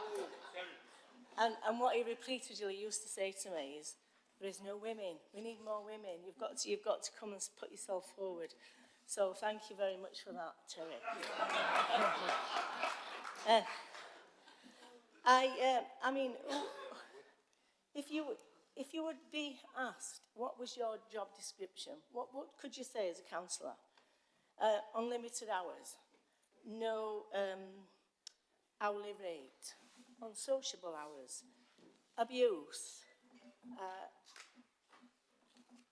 equipment that don't always work, you know, a phone that constantly rings. What would you say to people to encourage them? I don't think there is anything really that you can encourage anybody right now to come forward to be a councillor. And when I first became a councillor, unlike most of you probably, I was in full-time work and realised it was really, really difficult and became very, very stressful. So I had to go to my employer and ask if I could reduce my hours to continue being a councillor, which they did. They did. But even so, with reduced hours, it is still very, very difficult. And the allowance does not make up for that in any way, shape or form. And so this is why often we look around the chambers, not just in Sheffield, in many, many cities, and we've got retired people in the chamber because they're the only ones that probably can afford to come forward and put themselves forward. Because when you've got children, caring responsibilities and work, it is virtually impossible to be a councillor. Thank you, Lord Mayor. Thank you, Councillor Fox. We have now reached up to the 30 minutes for debate, so I'm going to hand back to Councillor Fox for his right to reply. You have up to 2 minutes, please. Thank you, Lord Mayor. And first of all, congratulations to Councillor Willis Marshall. Let me just say your kind words of our friend and comrade hit me. Lord Mayor, and just take it from a coal miner, you are welcome in this place, let me tell you. The second thing, Lord Mayor, is I don't speak for my wife. I don't speak for my wife. She will. I'll just leave that one there. I'm going no further. After 45 years of marriage, I know when to put my spade down. Lord Mayors, I would ask the Constitution Committee to look at the role and the help that councillors get. I think part of that, somewhere it has to fit in, where we get an opportunity to talk about ourselves and the work that we do. A lot of people on the outside have no idea about the work and the role and also the abuse that we find ourselves in. I just ask that somewhere along the line in this council, we get a committee to discuss these things, and even if it's a working group of councillors to look at that. Not affect me, I'll not be standing at the next election. But I always say that you've got to leave a place better than you found it in the first place, Lord Mayor. And I think that looking at our terms, our conditions, when people hit ill health, it ups down. We have to look at what we can do. We're the policy setters. We set the policy. We have to sometimes face the press, face the people and say, we've got to look after ourselves. Otherwise, we wouldn't have MPs that we have in London, that we fought for, that were able to get the allowances to be able to do their job. Lord Mayor, it is not beyond the call of members in this chamber to fight for their terms and conditions, because if we don't shout for it, nobody will. And I'm just thankful, Lord Mayor, to the rest of the parties for giving our party an opportunity to bring this motion that has now been hopefully agreed across this chamber. Thank you, Lord Mayor. Thank you very much, Councillor Fox. I am now going to move to the vote on the amendment number 3, moved by Councillor Ibiila, which will be conducted using the electronic voting system unless we have unanimous support for the amendment. No dissent? Yeah.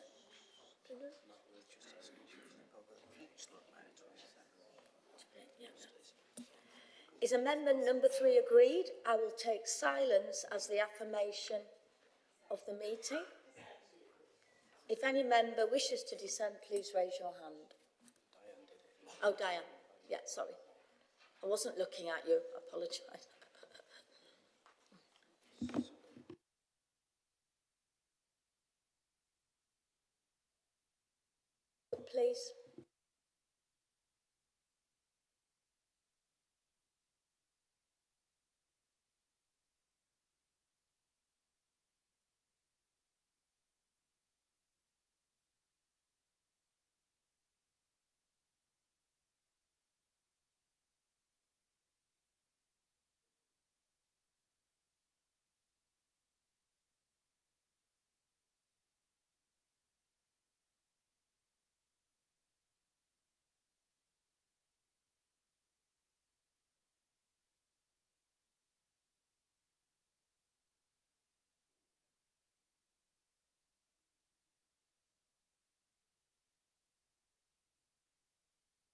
We have one more vote needed. Okay, apparently somebody's left, so. Okay. Sorry. Okay, so the amendment is carried.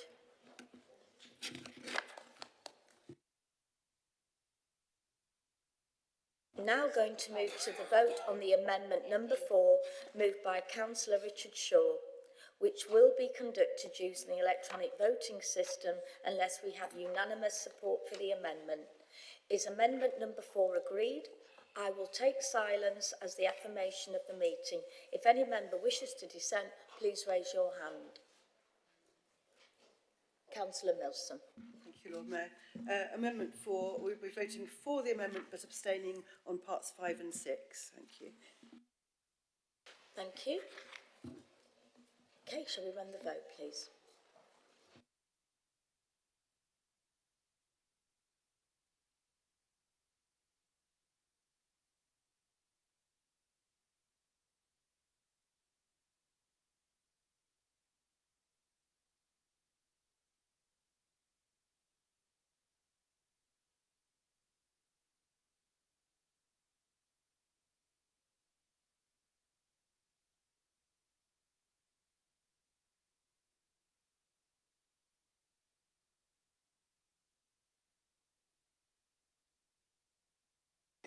Just one more.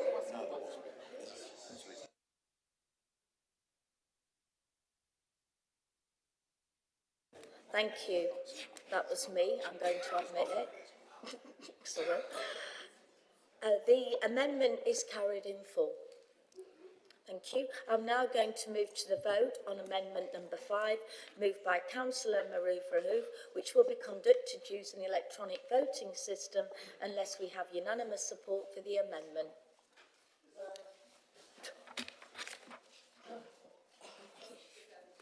Dissent.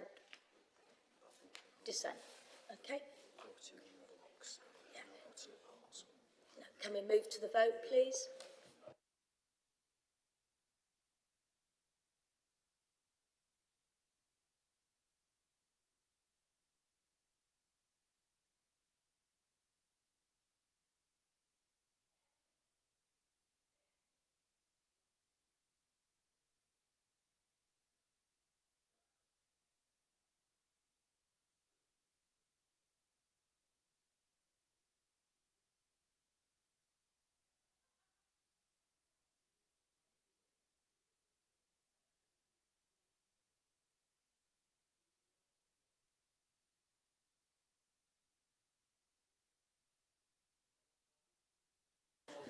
Thank you. Amendment number 5. The result is 61 against, 13 for and 1 abstention. The amendment is lost.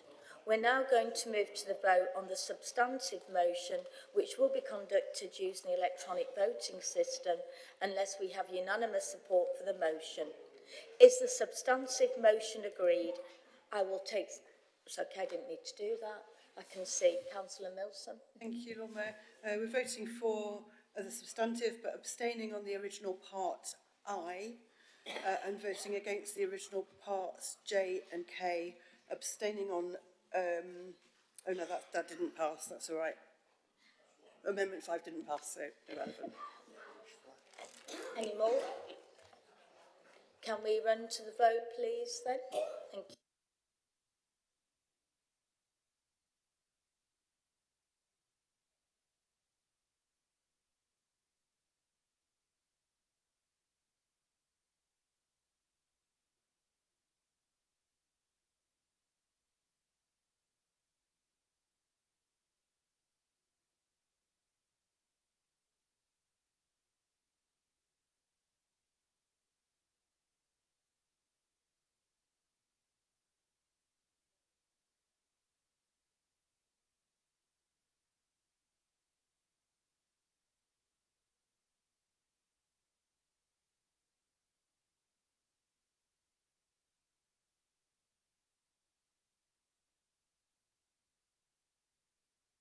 Thank you. So has this been passed in full? Thank you. The substantive motion has been passed in full. Thank you. We have now reached the guillotine, so we will be moving forward by doing this formally. So item number 10 is the notice of motion regarding pension justice for WASPI women. Councillor Penny Baker. Sadly formally, Lord Mayor. Councillor Sophie Thornton to second. Formally seconded, Lord Mayor. There are two proposed amendments, and these are numbers 6 and 7 on the list of amendments circulated at the meeting. May I call on Councillor Mary Lee to formally move amendment number 6? Formally, Lord Mayor. May I call on Councillor Fran Belbin to formally second? Formally, Lord Mayor. May I call on Councillor Marianne Elliott to move amendment number 7? Thank you, Lord Mayor. Formally moved. It's a bit echoey. May I call on Councillor Christine Gilligan-Kubo to second? Formally, Lord Mayor. Now going to move to the vote on amendment number 6, moved by Councillor Mary Lee, which will be conducted using the electronic voting system unless we have unanimous support for the amendment. Well, thank you. Thank you. Anyone else? Okay. We will now move to the electronic vote. Thank you.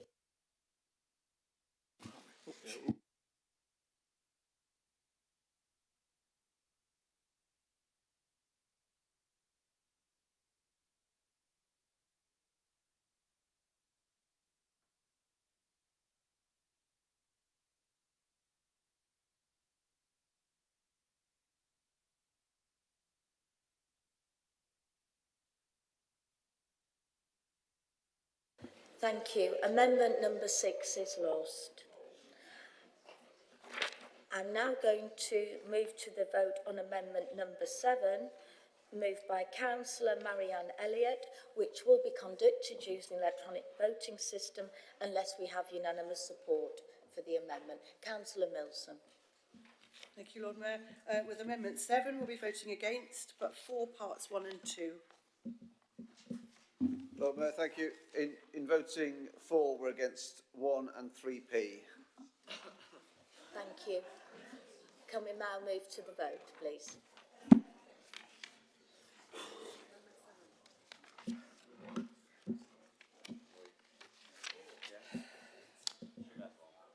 This is amendment number 7 we're voting on. Is it against? It's against. Against.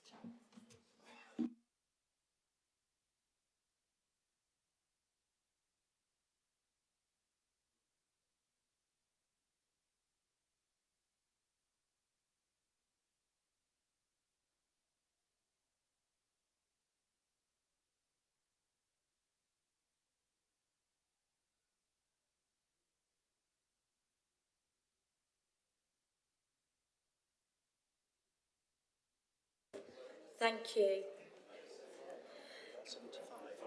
Yes, we are. Yeah, this is.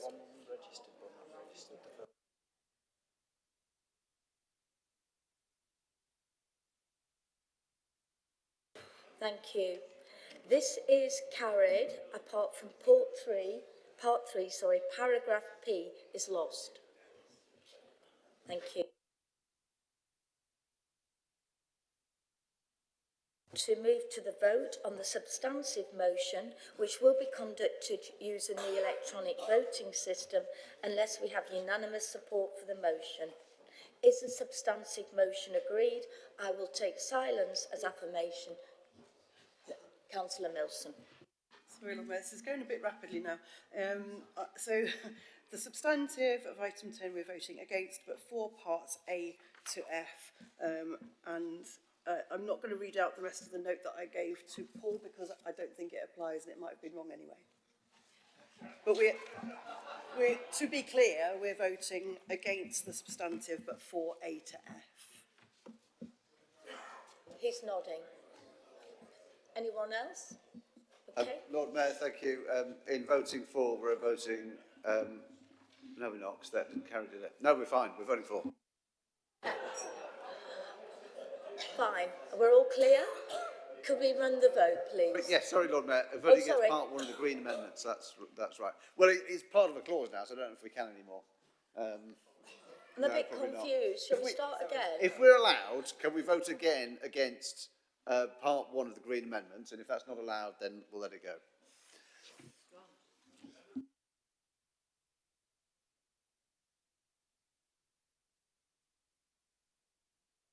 No, you can't, apparently.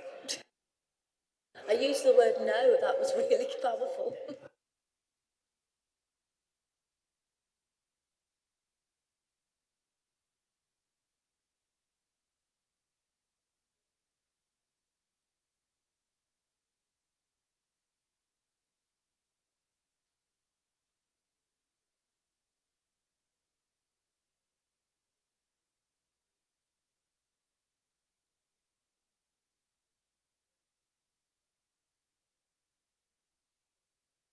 Okay, the substantive motion is carried.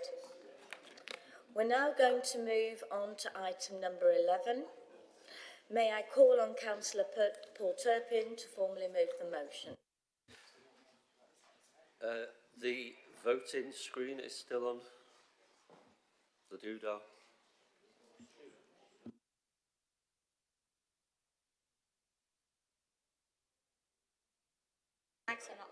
The mic. Oh, yeah, that happened a couple of times ago as well. Yeah. Thank you, Councillor Turpin. Thank you, Lord Mayor. Formally moved. Thank you. May I call on Councillor Toby Mallinson to formally second? Formally second. There are 2 proposed amendments, and these are numbers 8 and 9 on the list of amendments circulated at the meeting. May I call on Councillor Tom Hunt to move amendment number 8 formally? Formally. May I call on Councillor Fran Belbin to formally second? Formally seconded. May I call on Councillor Mike Levery to formally move amendment number 9? Formally moved, Lord Mayor. May I call on Councillor Ian Horner to formally second the amendment? Formally seconded, Lord Mayor. I am now going to move to the vote on amendment number 8, moved by Councillor Tom Hunt, which will be conducted using the electronic voting system unless we have unanimous support for the amendment. Is amendment number 8 agreed? I will take silence as affirmation of the meeting. If any member wishes to dissent, please raise your hand, smiling at me. Councillor Phipps. Thanks, Lord Mayor. So, voting in parts, we're voting against Amendment 8, but for clauses 2D, 2E and 2F. D, E, F. Def. No, that wasn't a comment. That was probably the wittiest thing I've ever heard you say. Apologies to everybody for the bad joke. Thank you. Anybody else? Okay, shall we run to the vote, please?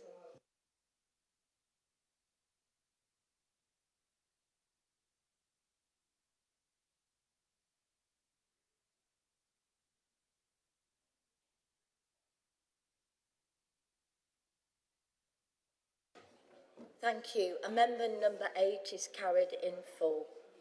I'm now going to move to the vote on amendment number 9, moved by Councillor Mike Levery, which will be conducted using the electronic voting system unless we have unanimous support for the amendment.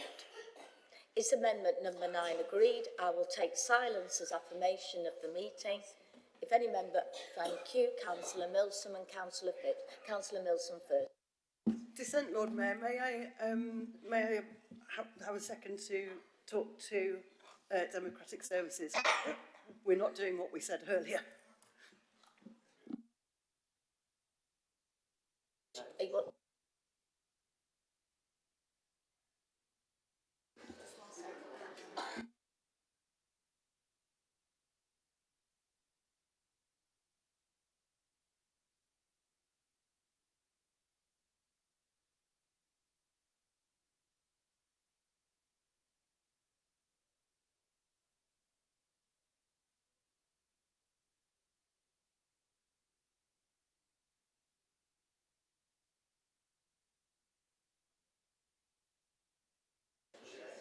Okay, Kat, are you clear?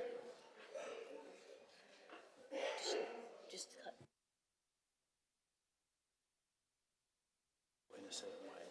okay. Councillor Phipps. Yeah, just dissent. Oh, that's loud. That was a echo in, a bit firm. Can we run to the vote, please?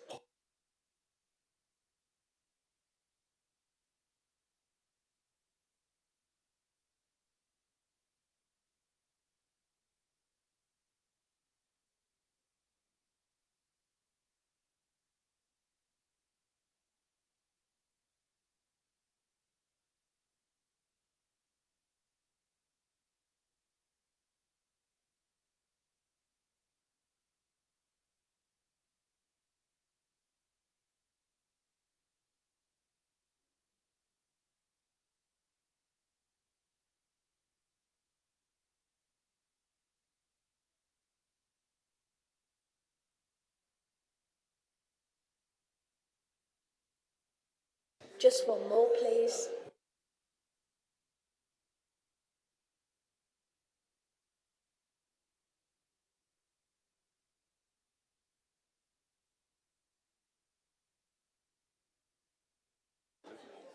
Can we all check? I have one more and it's not me. Thank you. Amendment number 9 is lost. I'm now going to move to the vote on the substantive motion, which will be conducted using the electronic voting system unless we have unanimous support for the motion. Sorry. Could we have a recorded vote on this, please? Well, I haven't got there yet. But yeah. So, Okay. yeah, but I will do, yeah.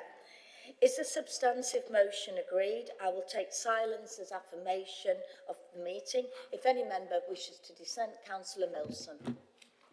Thank you, Lord Mayor. In voting for the motion, we will be abstaining on F, K, L and O, and voting against the original M, but I think it's original and still in place as M. So abstaining on F, K, L and O and voting against M. Yeah. Thank you. Anybody else? Councillor Otten. Thank you, Lord Mayor. In voting for, we'll be voting against F, G. I understand clause J has been replaced, so that no longer applies. The K through to O. So K, L, M, N and O. We're voting against those. So just to repeat that, we're voting for, but against Foxtrot, Golf, Kilo, Lima, Mike, November, Oscar. Thank you, but you won't be getting a job anywhere just because you know how to do that. Thank you. Could we run the vote, please? Yeah, recorded vote.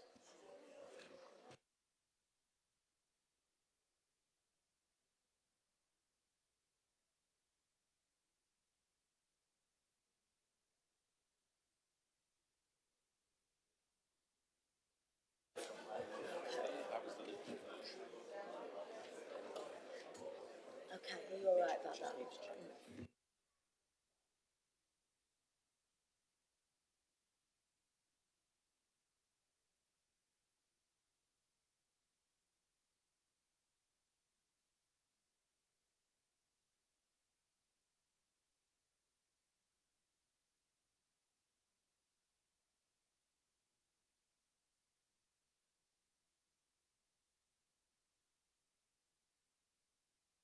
We still have one vote.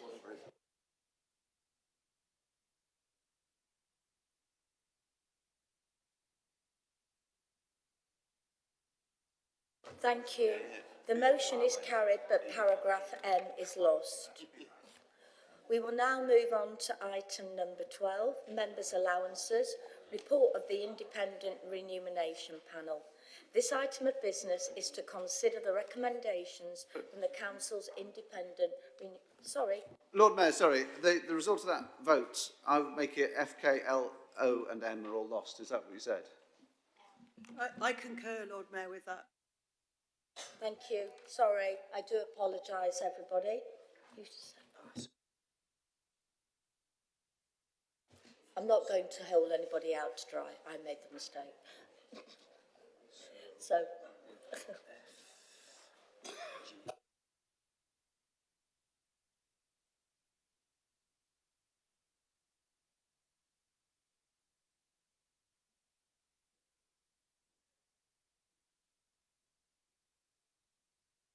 thank you. We need to recall that. Okay. So the motion was carried, but FG, just one second, F, G, N, O, K and L.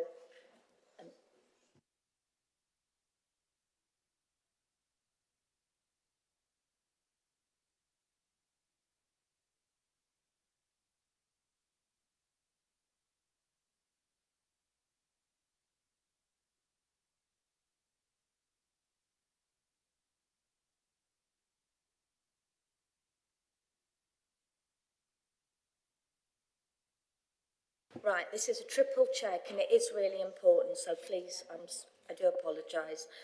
The substantive motion was carried, but F, K, L, M and O were lost. Thank you. Item number 12, members' allowances.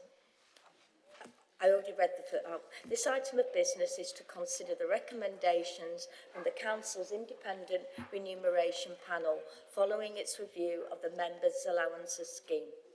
The panel's report and its recommendations are set out in the report of the Director of Policy and Democratic Engagement, which was published with the agenda for this meeting. A few paper copies are available in the Council chamber. A motion to approve a members' allowance scheme for 2025-6 and onwards, as set out in the recommendations of the panel, has been circulated at the meeting. There is one proposed amendment which is set out in the same document. May I call on Councillor Fran Belbin to formally move the amendment? So the motion, sorry. Formally moved, Lord Mayor, but can we at least express our thanks to the panel, please? Certainly. May I call on Councillor Mary Lee to second the... Formally, Lord Mayor. May I call on Councillor Paul Turpin to move the amendment? Formally moved. Oh, I've gone echoey. May I call on Councillor Brian Holmshaw to formally second the amendment? Formally seconded, Lord Mayor. Thank you. I am now going to move to the vote on the amendment, which will be conducted using the electronic voting system unless we have unanimous support for the amendment. Dissent. Is that what, did somebody say dissent? Dissent. Councillor Otten. So we're dissenting on this. We're not voting in parts. Okay, that's fine. Sorry. Can we run to the vote, please?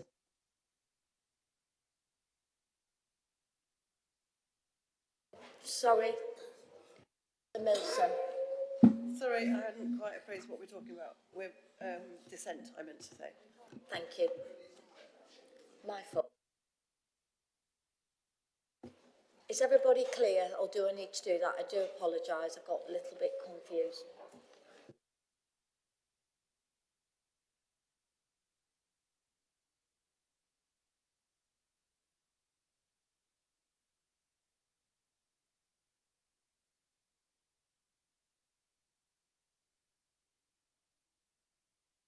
This is lost in, the amendment number 12 is lost in full.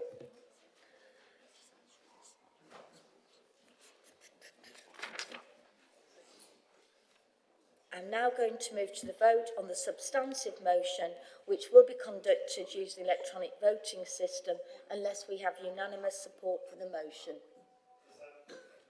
Dissent? In full? Can we run the vote, please?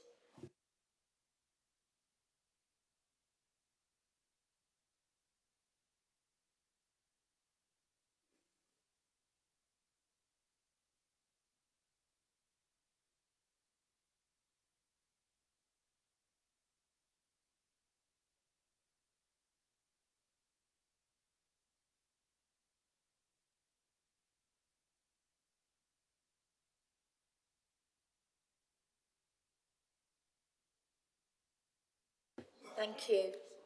The substances are carried in full. Item number 13, changes to the Constitution. This item of business is to approve changes to the Council's Constitution to bring it up to date. The changes include recommendations made by Council's Monitoring Officer relating to the willingness of nominees to stand for appointment to positions and the timescales for notification of substitutes at meetings of the Council committees. An updated management structure to bring Part 7B of the Constitution up to date, reflecting the changes made to the Council's senior officer leadership team since September 2023, have been circulated at the meeting. Council is also asked to note details of minor changes that have been made to the Constitution by the Monitoring Officer during December 2024. These include changes arising from the change of name and remit of the Finance and Performance Policy Committee in July 2024 and changes relating to amendments to a group's own notice of motion and to the deadline for submission of members' questions at full council meetings. Details of all the proposed changes are set out in the report of the Monitoring Officer, which was published with the agenda for the meeting. A few paper copies are available in the Council chamber. A motion to approve the recommendations in the report has been circulated at the meeting. No proposed amendments have been received. May I call on Councillor Fran Belvin to move the motion? Formally moved. May I call on Councillor Mary Lee to formally second? Formally, Lord Mayor. I am now going to move to the vote on the motion, which will be conducted using the electronic voting system unless we have unanimous support for the motion. If the motion agreed, I will take silence as affirmation of the meeting. If any member wishes to dissent, please raise your hand. Motion is carried. Item number 14, minutes of the previous council meeting. It is proposed that the minutes of the ordinary meeting of the council held on the 4th of December 2024 be approved as a true and accurate record. Is the motion formally moved? Formally, Lord Mayor. Thank you. Is the formally seconded? Formally seconded, Lord Mayor. Thank you. Item number 15, membership of council bodies, representatives to serve on other bodies and related issues. It is moved by Councillor Mary Lee, seconded by Councillor Joe Otten, that approval be given to the changes in the membership of committees and other council bodies and the appointment of representatives to certain external bodies and related issues, as detailed in the schedule circulated at the meeting. Councillor Lee. Formally, Lord Mayor. Councillor Otten. Formally seconded, Lord Mayor.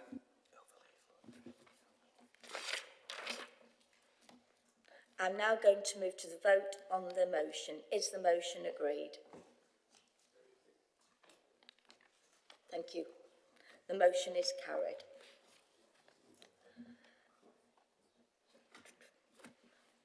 I now just want to announce that we have a new Director of Housing, James Clark, which was made public this week. And this is, as Councillor Fox has already stolen my thunder, this is James Henderson's final meeting of full council. James will be leaving the council on the 21st of February after serving 20 years. In his current role as Director of Policy and Democratic Engagement, he has led the Council's work to ensure effective governance and decision-making processes across the Council and to support elected members in their decision-making and community representation roles. I would like to thank you personally, James, in the last 14 years as well. But we've already raised our hands, but I think we can do this again and give him a round of applause. Thank you again.